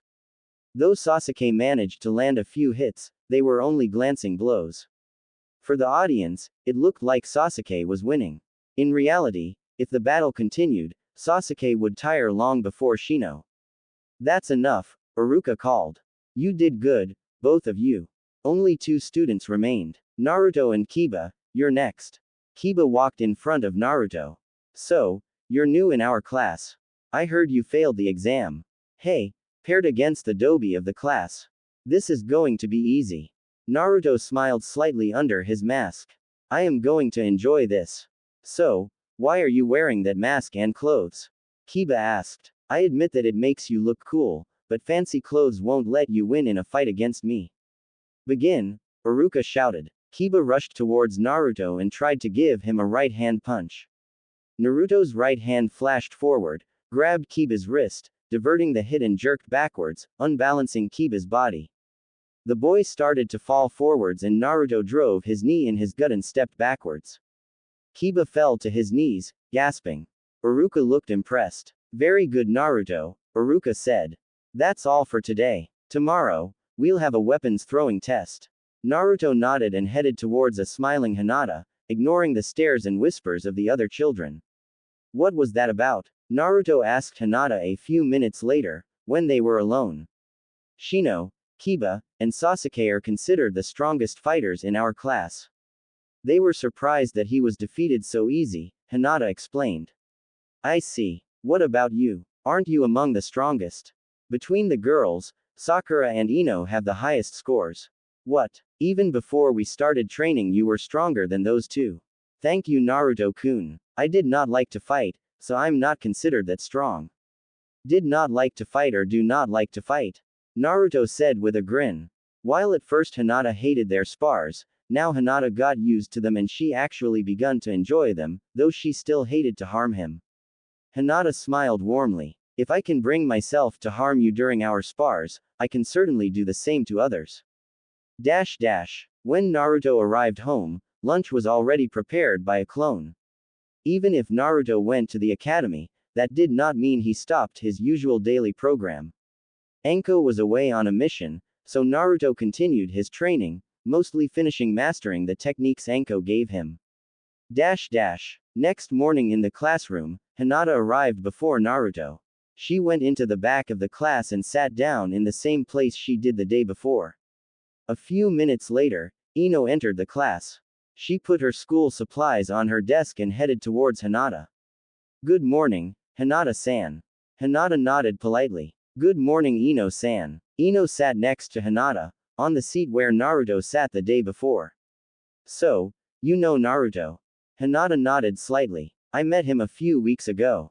I train with him on occasion, Hinata lied smoothly, not wanting to make suspicious the blonde girl on Hinata's true relationship with Naruto. Huh. He beat Kiba with only one hit.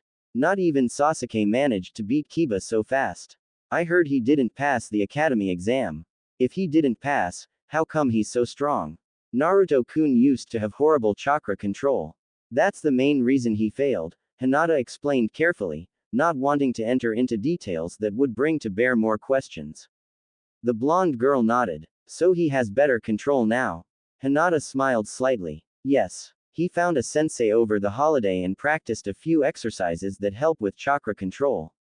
That's nice. But if he had so poor chakra control, why didn't his teachers from last year do something? Ino asked with a frown. Hinata's smile dropped and she sighed. Naruto and the teachers are not on good terms.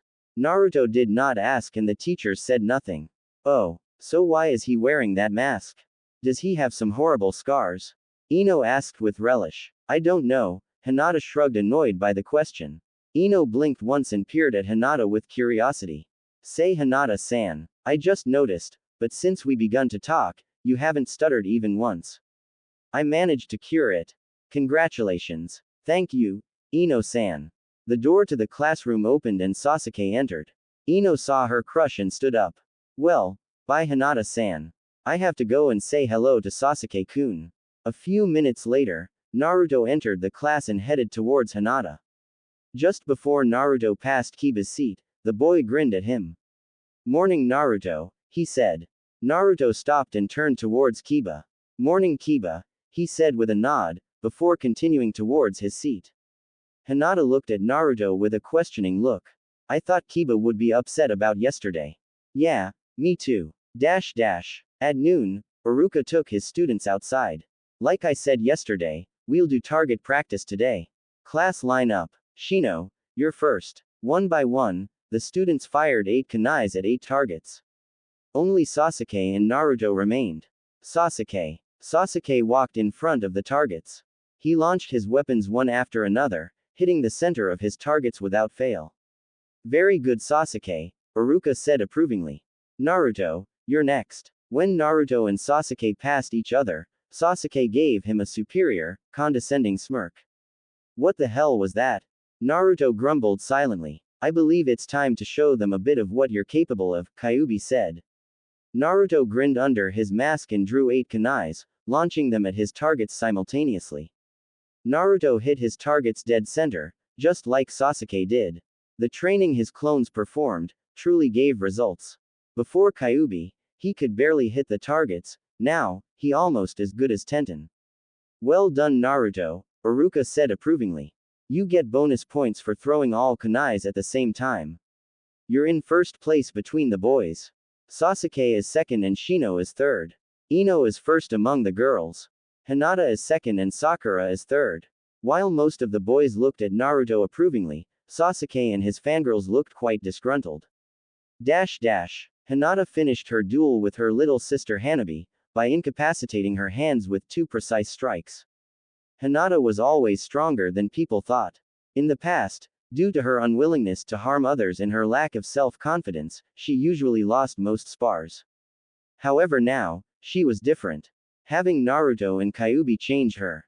In her spars with Naruto, she hurt him many times and he hurt her as well. She came to accept this as necessary for their progress. Now, when fighting her little sister, she no longer held back as much as she did. Before, she only defended, poorly. Now, she used her lessons with Naruto and Anko. She still hated harming Hanabi, but she forced herself to do it.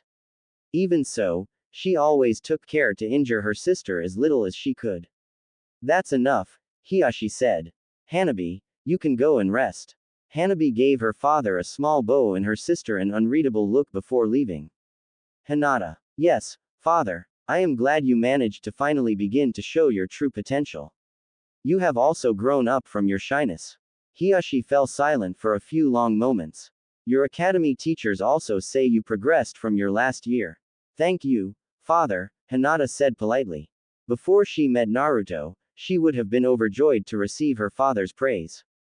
She somehow felt a little glad, but also empty. It was a strange feeling. "I understand you even made a friend. Uzumaki Naruto." "Yes father. I met him before the academy started. He's been helping me with my gentle fist. He's able to recuperate from my hits very fast. Because of that, I asked him to spar with me on occasion." "I see," Hiashi said.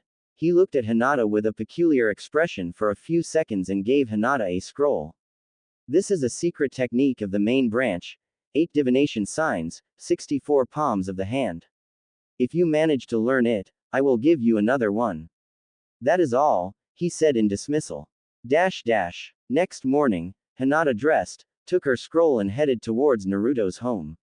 As it was not a school day, Naruto would be home. Strangely, there were no clones training. Hinata entered the house and headed towards the bedroom. "Naruto-kun, Kyuubi-chan." Naruto was asleep, but Kyuubi was awake. "Good morning, Hinata-chan," she said. "Good morning Kyuubi-chan. Is Naruto feeling all right?" Hinata asked worriedly. "Usually, he's awake by now. He's fine, don't worry," Kyuubi grinned. "He's just tired. I barely managed to wake him long enough to send his solid clones to work before he fell asleep again." "Oh, did you train him to exhaustion again?" Hinata asked. "Well, he didn't train, but I certainly exhausted him," Kyuubi said with a lecherous grin. "Oh," Hinata said, blushing. "He won't be waking too soon." Kyuubi patted the bed invitingly. Hop in. Hinata took off her clothes and crawled next to Kyuubi in only panties and a bra. Kyuubi kissed Hinata and caressed her back with one hand. You're too dressed, she whispered when she encountered the bra. After she took it off, Kyuubi rolled over Hinata and trailed kisses to the girls. Anko entered Naruto's house and headed towards the kitchen. I'm back, brat. Naruto. Anko looked around, not seeing anyone. She shrugged, thinking with relish that her student decided to laze around the day she came back from her mission. After I'm through with you, we'll see if you ever decide to skip on your training. She headed towards the bedroom, opened the door, and her previous thoughts were forgotten at the sight in front of her. She opened her mouth to say something, but stopped, shrugged, and watched with interest as the scene in front of her unfolded. Hinata finally shuddered in release and Kyuubi raised her head from the girl's legs. Did you enjoy it? The demon asked without looking back. Hell yeah, Anko answered, grinning. Now, wake the brat. I'm hungry. Naruto woke up and sent 2 clones to prepare breakfast. He then kissed Kyuubi and the flushed Hinata. I see you had a good morning. Hinata smiled and rested her head on Naruto's chest. A minute later she sighed. I had another spar with Hanabi. I see. What did your father say? He was pleased by my progress. He cares more about the bloody clan than he cares about his daughters, she said sadly. Kyuubi's hand snaked around Hinata, and she tenderly kissed the girl's shoulder. Maybe he cares about you in his own way. As the leader of a powerful clan, he needs a powerful heir. Perhaps he is afraid that if you were to lead the clan and lacked power, you would not only be unable to protect the clan, but yourself. Maybe. Hinata sighed. He gave me a scroll with a secret clan technique, 8 divination signs, 64 palms of the hand. Sounds interesting. Using the gentle fist style, I can force chakra through my hands into an opponent's tenketsu of his body, through 126 strikes. I have to strike 2 times, then 4, 8, 16, 32 and finally 64. This damage forcibly closes his tenketsu, stopping his chakra flow. This then limits the opponent's ability to use techniques, Hinata explained. Sounds hard. Hinata nodded. I don't think I have enough speed to fully use the technique. You will. You just need more training. Naruto sighed. Let's go. Breakfast is ready, he said when one of the clones he sent to prepare the food dispersed to inform him. When all 4 sat at the table, Anko raised an eyebrow at Naruto. So your girlfriend really likes sharing. Hinata turned red and ducked her head. Naruto smiled, blue eyes sparkling. He was glad he was asleep when Anko arrived. He did not want to explain his red eyes, yet. It was better if Anko didn't know about that part until he could trust her fully. Yeah, are you going to tell the Hokage about this? He asked. Anko shook her head. Nah, the old pervert might die on us if I did. Anko sighed unhappily at Kyuubi. You're lucky. If only Kurenai-chan was as open as Hinata about things like this, she said with a sigh. After they finished eating, they went outside. So, why the hell are your clones not training? Anko asked. I already finished mastering what you told me, so I took a short break. I already mastered the Shuriken Shadow clone technique. My exploding clone technique is mastered as well. And I trained in your fighting style until I could learn no more from them. To progress further in it, I need more katas, movements, or a sparring partner that's not me. I see. If we go on like this, in a few weeks your taijutsu will be as good as mine. Naruto grinned at the praise. In theory, she continued. In practice, you are not fast or strong enough. You also lack my experience. No amount of training can supplant the experience of true combat. Do you understand? At Naruto's nod, she continued. Remember that many ninja lose their life when they grow too arrogant. You might be strong for a kid your age, but a Junin or a Chunin who knew your weakness would have little problem with you. Remember that you can barely hit me when we're fighting. Got it, brat? Yes, Anko-sensei. Naruto nodded soberly. Good, Anko said. Now, make 500 clones, she told Naruto. Anko too made a shadow clone. You guys are with me, the clone said to the 500 clones. We're going to continue with taijutsu. A few moments later, after the crowd departed, Anko continued. Naruto, I'm going to teach you another ninjutsu, The body flicker technique, a D rank technique. The body flicker technique is a basic ninjutsu technique. It enables you to appear and disappear in an instant, allowing you to retreat or attack suddenly. You can use nearby elements like leaves to mask your appearance or disappearance. Now, can you tell me how this technique can be adapted to your fighting style? Yeah, Naruto said dreamily. The most obvious is that if my clones use this technique, they can body flicker to quickly get near an enemy and explode or do other things. Good. Anko nodded and demonstrated the technique and explained how to perform it. Now, make 500 more clones and put them to work. After the new clones departed, Anko frowned in thought. And you too. Anko-sensei, Hinata interrupted the special Junin. My father gave me a scroll on a family technique, 8 divination signs, 64 palms of the hand. Really? That's a pretty powerful technique. Anko grinned bloodthirstily at Naruto. Well, that settles it. Naruto, make 4 clones. 4 clones appeared and looked at Anko fearfully. Anko smiled innocently at Naruto. You'll be Hinata's practice dummy, since this technique needs a live target if Hinata wants to learn it fast. Okay, Naruto said dully. The 4 clones shifted uncomfortably, wondering what Anko had in store for them. What about us? One of them managed to ask. You guys will be my personal servants for today, and Kyuubi's, Anko said glancing at the demon. Yes. The clones shouted in unison and dashed towards the house. This technique is pretty hard, Anko said. Because of that, you'll stay as a defenseless target at least until Hinata begins to learn its rudiments. Got it? She asked Naruto. Defenseless target. Got it, Naruto sighed. I'm sorry Naruto-kun, Hinata said and looked down. Naruto raised her chin and gave her a quick kiss. There's nothing to be sorry. If you do, then you'll have to reward me after we finish training, okay? He said quietly. Yes Naruto-kun, she said smiling brightly. If you are through with the touchy moment, get to work, Anko ordered. Yes Anko-sensei. Hinata entered a fighting stance and Naruto prepared himself. 8 divination signs, 64 palms of the hand. Hinata rushed towards Naruto. 2. Only 2, Anko said, watching the failed technique. This will take a while. 15 minutes later, the 4 clones that dashed in the house returned with 2 comfy armchairs, a table and 2 bowls of food. Anko gave Kyuubi a questioning glance, but the red-haired girl shrugged. Both sat in the armchairs and sighed in pleasure as 2 clones started to rub their shoulders. Another 2 were feeding the 2 girls slices of fruits. Naruto was once again the victim of Hinata's technique. He glared balefully at the clones who were relishing their task. It certainly beat getting pummeled by Hinata. The clones smiled cheekily and continued in their task.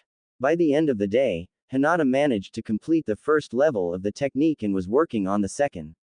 You need more speed, Anko proclaimed. What do I have to do? Hinata asked. Train more, Anko said shrugging. Naruto's class was again taken outside for another test. Naruto was thankful that it was not another written test. Those were the most boring, especially now since all the questions were too easy. Class, be quiet and line up, shouted Iruka. The children stilled themselves, wondering about what new test they had to pass. Iruka nodded in satisfaction as his students looked at him with questioning looks on their faces. Today we'll have an obstacle track. Your mission is to find Mizuki, who is in a position approximately 2 kilometers in that direction, Iruka pointed at the dense forest. Keep in mind that there are many traps between here and your objective. Iruka fell silent for a long moment. Go, he said. Some of the students rushed immediately into the forest, on a straight path to their destination. Among them were Naruto, Sasuke, Kiba, Shino and Hinata. Others took a slightly different direction, hoping that their roundabout path would have fewer traps. Only Shikamaru remained. Iruka frowned at his laziest student. Shikamaru, I said go. Yes sensei, the lazy boy sighed and walked slowly into the tree line. This is so troublesome, he mumbled. As soon as Naruto entered the forest, he made a hand sign to create 10 clones and sent them ahead. Hinata, her Byakugan active, rushed to Naruto and fell in behind him. Thanks to Hinata's eyes and Naruto's clones, they were the first to find Mizuki. The professor raised an eyebrow as one clone found him into a clearing and dispelled itself. Soon after that, Naruto and Hinata arrived. Hinata was breathing heavily, but Naruto was unperturbed with the effort. Sensei. Naruto nodded politely, are we the first to find you? Mizuki stared at the boy for a few seconds, and then nodded. Yes, Uzumaki, you are the first, he said neutrally, writing something on a notebook. Naruto nodded, headed to a tree stump and sat down on it. Hinata sat next to him, still breathing heavily. A minute later, Sasuke landed in the clearing, a superior smirk on his face. He clenched his teeth and glowered when he saw Naruto and Hinata sitting on the tree stump. He looked like he was about to say something to them, but Kiba and Akamaru ran into the clearing. Sasuke calmed down and rested his back on a tree, feigning unconcern. Shino was next. A few more students arrived. Iruka appeared into the clearing and headed toward Mizuki. Surprisingly, Shikamaru arrived behind Ino and Sakura. The two girls headed towards Sasuke and congratulated him on his victory. Sasuke's face darkened and he tuned them out. A few minutes later, all of the students arrived. Iruka looked at his students. You did very well. Now, for the rankings. Naruto and Hinata were the first to arrive. The fangirls were stunned. The second to arrive was Sasuke and the third was Kiba. Iruka made a small pause before continuing, but he was stopped by a shout of outrage. Why are Naruto and Hinata first? Why isn't Sasuke first? Sakura glowered at the pair who watched the proceedings. Hinata wore the bland, superior Hyuga face. A few months ago, Hinata would have stammered an apology under the pink-haired girl's stare. Thanks to Naruto, the girl couldn't care less of her opinion. Naruto and Kyuubi were her universe and she would not let herself be intimidated by someone who scorned Naruto's abilities for which he trained till exhaustion. Naruto on the other hand, just rolled his eyes under his mask. I can't believe I used to like her, he thought to himself. Does she think Sasuke is some sort of god? Yeah, said another fangirl. Sasuke is the best. They must have cheated. Sensei, I saw Naruto create some sort of clones, another girl piped out. I think they were solid. Sakura's eyes hardened and she pointed an accusing finger at Hinata. Yeah, and Hinata used her eyes to see the traps. And unlike Sasuke who completed his mission by himself, they teamed up. It's not fair. They cheated. Virtually all girls nodded in condemnation of Naruto.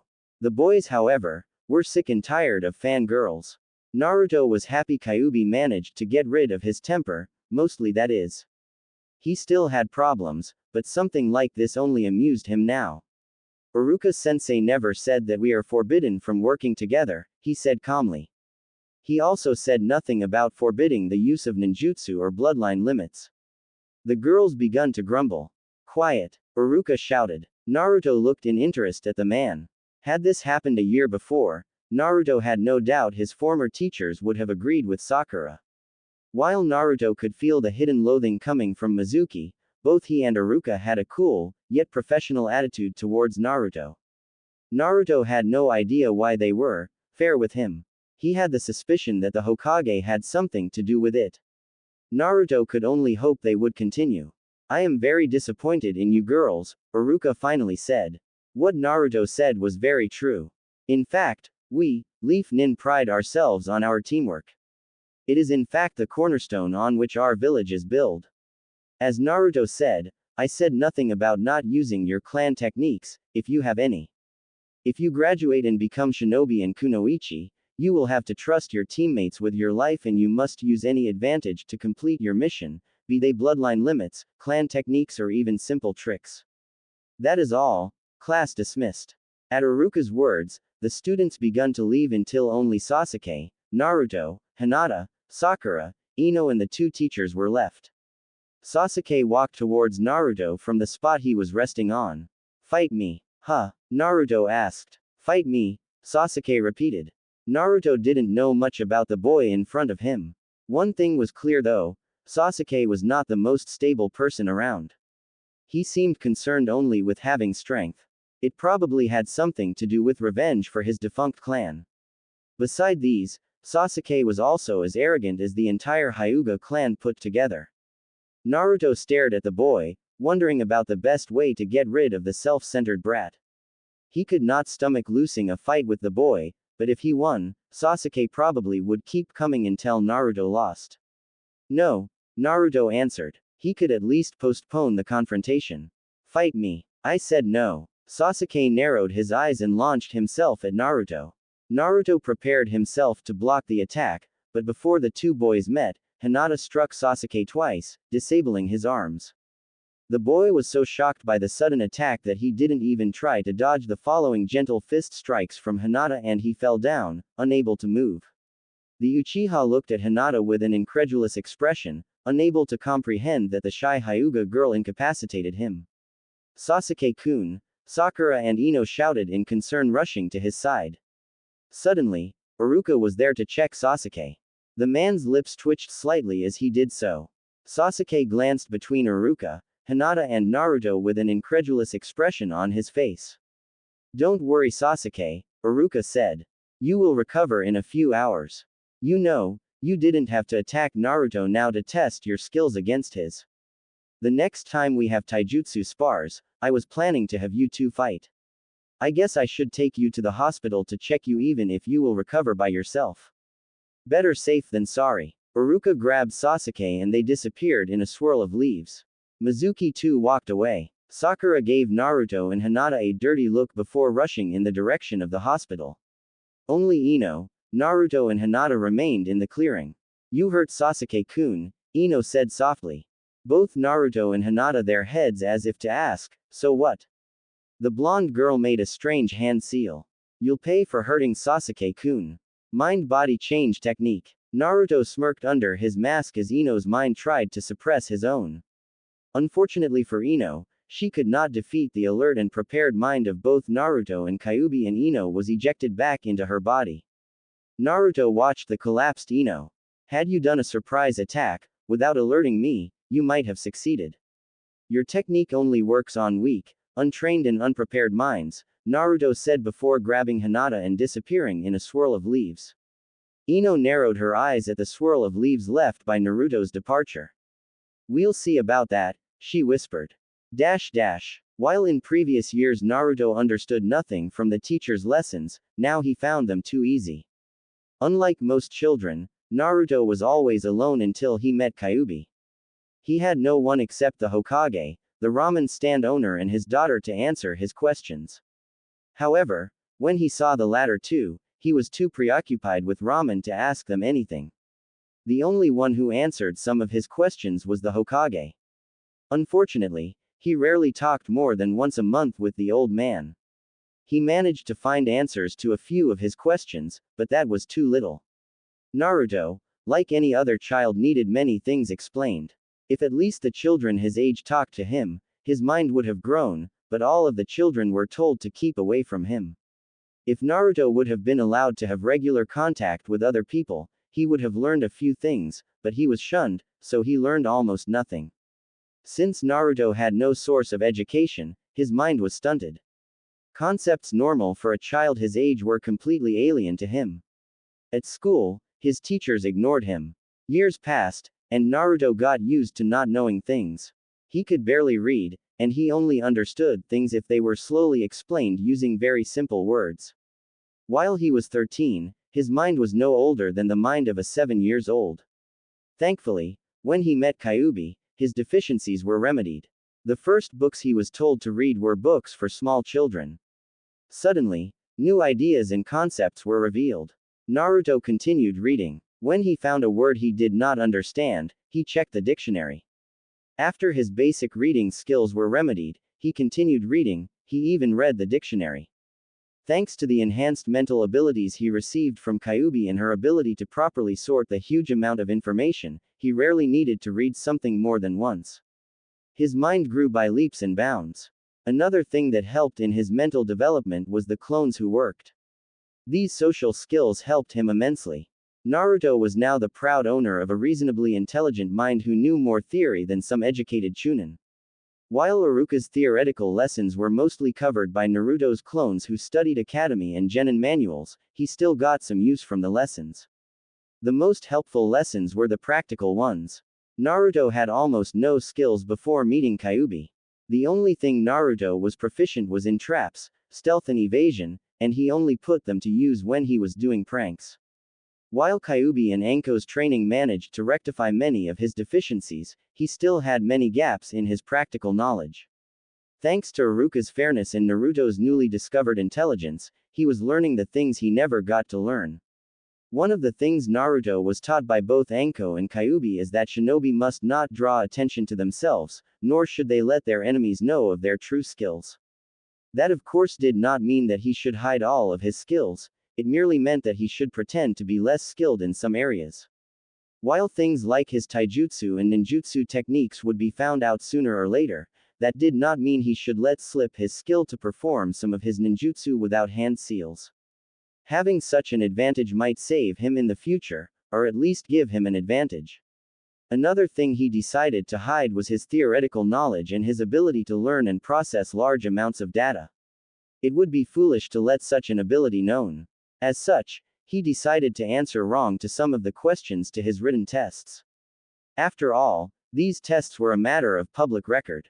While Naruto had no problem with Anko and the Hokage knowing about his abilities, letting others know about them would be dangerous. Another reason for hiding his skills was that the Uchiha was not the sanest person around. Kyuubi did not want Naruto to steal the Boy's Rookie of the Year title. If he did, the Uchiha would become even more of an annoyance with his "I'm an Uchiha, therefore I am superior" attitude. Hinata and Naruto appeared in a swirl of leaves in front of his house. They ignored the many clones that trained and entered the house to prepare lunch for 4. Half an hour later, Anko arrived ignoring both Naruto and Hinata and begun wolfing down the food. Naruto summoned Kyuubi and they all begun to eat. Even if Kyuubi could draw no nourishment from the food, she still enjoyed it. Since Naruto read so many cookbooks and had a few clones working at various restaurants across Konoha, he was a reasonable cook and his fridge and kitchen was always full. Naruto always had clones around the house, so even if Naruto was somewhere else, Anko could always tell one of his clones to prepare some food. The fact was that Anko took full advantage of Naruto's offer of feeding her in exchange for training, so she usually ate at Naruto's or at one of the locals where one of Naruto's clones worked. While most of the girls Naruto's age ate small quantities of food, Naruto, Hinata and Anko ate for 10 people due to their intense training program. Also, Naruto had to feed the constant stream of fox summonings. Fortunately, with all of Naruto's jobs, he had enough money. After they finished eating, Naruto told Anko about his day at the academy.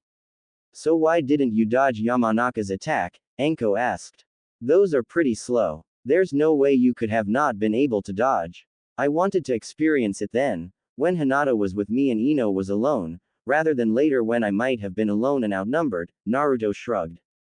Anko nodded at the answer thoughtfully. "Fair enough, but what if you didn't manage to overpower her mind?" Naruto shrugged. "In a way, you did the right thing," Anko sighed.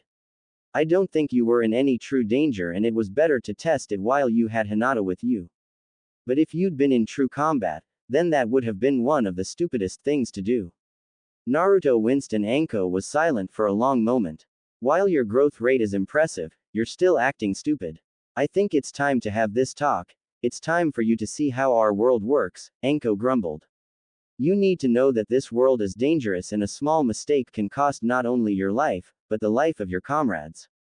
This is something my former sensei told me. He's a sociopath and a monster, but he's the greatest genius to come from Konoha, so as loath as I do admit it, I should tell you what he told me."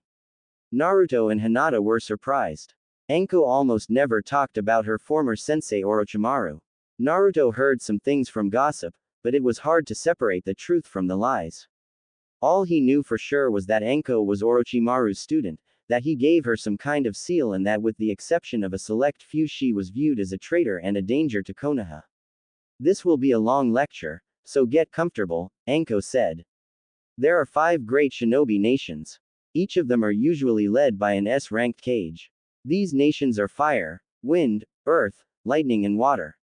There are other villages, smaller and weaker, most of them have no S-ranked nin, or if they do, they have at most 1 or 2. Konoha for instance, has at present 3 S-ranked nin, the Hokage, Jiraiya and Tsunade.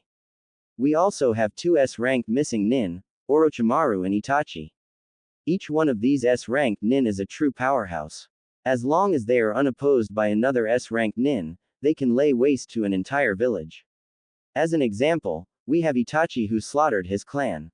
There are 5 ranks of ninja: Academy level, Genin, Chunin, Junin and Cage level. Each rank is on a whole different level than the next. For example, usually, a Cage should be able to defeat a certain number of Junin, let us say 10.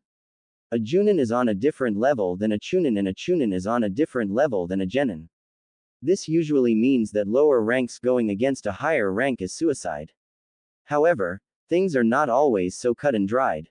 The lower ranked can have some sort of advantage, like surprise or a team that works well. Anko paused for a moment and stared at Naruto. Or they can have a bloodline, or special technique like the Yamanaka has. Even a Genin can kill a Junin in cases like this, especially if the higher ranked is overconfident in his abilities. Konoha nin killed many enemies like this. Overall, Leaf ninja are weaker and not as well trained as ninja from other villages. However, we have one great advantage. Konoha loves its bloodlines and clans, and we pursued a policy of attracting and keeping them. In water, those who carry bloodlines were slaughtered. Wind and earth have few bloodlines.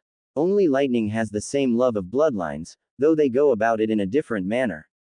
Unlike Konoha who try to be as attractive to bloodline carriers, lightning is openly unscrupulous about their way of acquiring them. Anko looked at Hinata. You should know, she told the Hyuga girl. They tried to kidnap you for the Byakugan. Since bloodline carriers are treated like some sort of slaves in lightning, those who carry them try to stay almost as far from lightning as from water. This leaves Konoha with the highest amount of bloodline carriers. This gives Konoha nin a great advantage. For example, any Hyuga is very strong in taijutsu and they are excellent scouts. Inuzuka are great trackers and their bond with their nin dogs give them enhanced senses, speed, strength, stamina, and their clan techniques are very strong. The Aburame are also good scouts and trackers and their allies are very powerful. All members of these clans, even Genins, are as good at scouting and tracking as any Junin. All of those who belong into a clan have at least one skill in which they are very good. When an enemy nin fights with a Konoha nin of the same rank, the Konoha nin, if he is part of a clan, can use those techniques. Ninja from other villages think Konoha nin are weak. Unfortunately, that is half true. Konoha is the strongest village and it has grown complacent. From what you told me, most of your female classmates are brainless fangirls. The academy standard would make the other villages laugh. In a way, it's understandable. Most academy students benefit from training from their own clans. Getting back to topic, one of the greatest enemy for a ninja is overconfidence. You never know when you will come face to face with someone who has a certain advantage like a bloodline. Sooner or later, you will come face to face to someone like that. You can even be a Cage and your opponent a Genin. If you are not careful and your opponent has a bloodline that melts your brain when he touches you or when he looks funnily at you, then you will die. There is also the fact that while your opponent may have a lower rank than you, or appear weaker, looks can be deceiving. If we take you Naruto as an example, you can give most Chunins a run for their money and you're not even a Genin. Also, there are many things that matter in a fight. The ranks of Genin, Chunin or Junin are only approximations of strength. There are many different skills that a ninja can have. Any one of them can decide your fate in battles. While some are more important than others, none are useless. For example, your opponent is more powerful than you, but if you are good at stealth and traps, you can kill him without coming face to face. Another example, your opponent is stronger. If you are good at infiltration and assassination, you can poison him or put a knife in his back without having to fight him. Another way, if you are good at torture and interrogation, you capture someone who knows about your opponent, a subordinate, teammate or something. You find out your opponent's weakness and use it against him. You can have the strongest ninjutsu, taijutsu, genjutsu skills, strength, speed and stamina, but if you are stupid and careless, you'll find yourself poisoned or stabbed in the back by some pretty lady. If you have a weakness, it will be exploited. If you have an advantage, sooner or later someone will find a way around it. You are proficient at ninjutsu. They will engage you in taijutsu. You are good at taijutsu. They will use genjutsu. You are strong. They will be faster. You are fast. They will have more stamina. You have more chakra. They will evade until you are exhausted. You do not know how to fight a sword user. They'll come at you with swords. You are nice and like to help people. They will use that to trick you. You are inexperienced. They will find it easier to find a strategy to defeat you. Your enemies will try assassination, poison, lies and trickery. They'll use traps and throw weapons at you. We are ninja. There is no such thing as fairness. Your enemies will always use unfair tactics against you. If you are careless, you die. Do you understand? Naruto nodded soberly. Overconfidence gets you killed. Stupidity gets you killed. Weaknesses in any area can lead to death. It is good to have an advantage in a certain area, but there is always a way to work around it. Anko nodded. In time all ninja learn that there is more to being a ninja than flashy techniques, and we all learn from our mistakes. One more thing that you must keep in mind is that even the strongest Kage or a Biju can be defeated by a Junin through the use of suicide techniques. The most important ninja skills a ninja can have are hand seals, ninjutsu, taijutsu, genjutsu, intelligence, force, speed, stamina and chakra, Anko said. If I were to rank you, let's see. For hand seals, Naruto is high genin and Hinata is low genin. Ninjutsu, Naruto is high genin and Hinata is low genin. Taijutsu, Naruto is mid genin and Hinata is high genin. Genjutsu, Naruto is academy level and Hinata is low genin. Intelligence, Naruto is chunin level and Hinata is high genin. Force, Naruto is high genin and Hinata is academy level. Speed, both of you are at genin level. Stamina and chakra, Naruto is high junin approaching low Kage and Hinata is high academy level. While all these are very important, there are other skills. Some are more important and other less. However, any skill can give you an advantage in battle.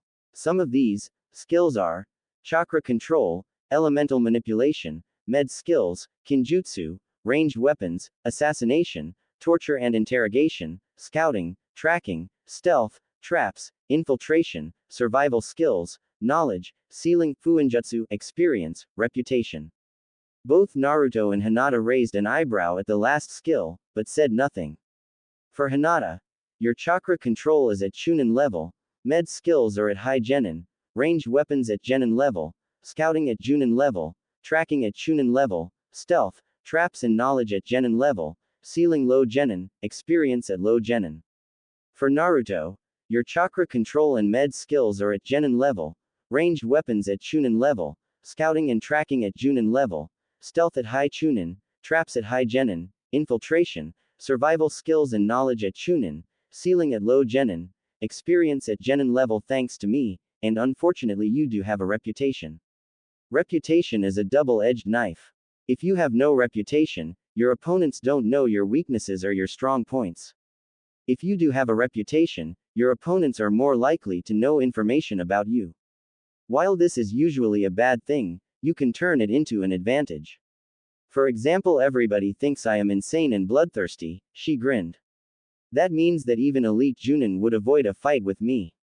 The Yondaime was said to be so strong that at his appearance at the site of a battle, his enemies would flee. Sometimes reputation can save you of a lot of trouble.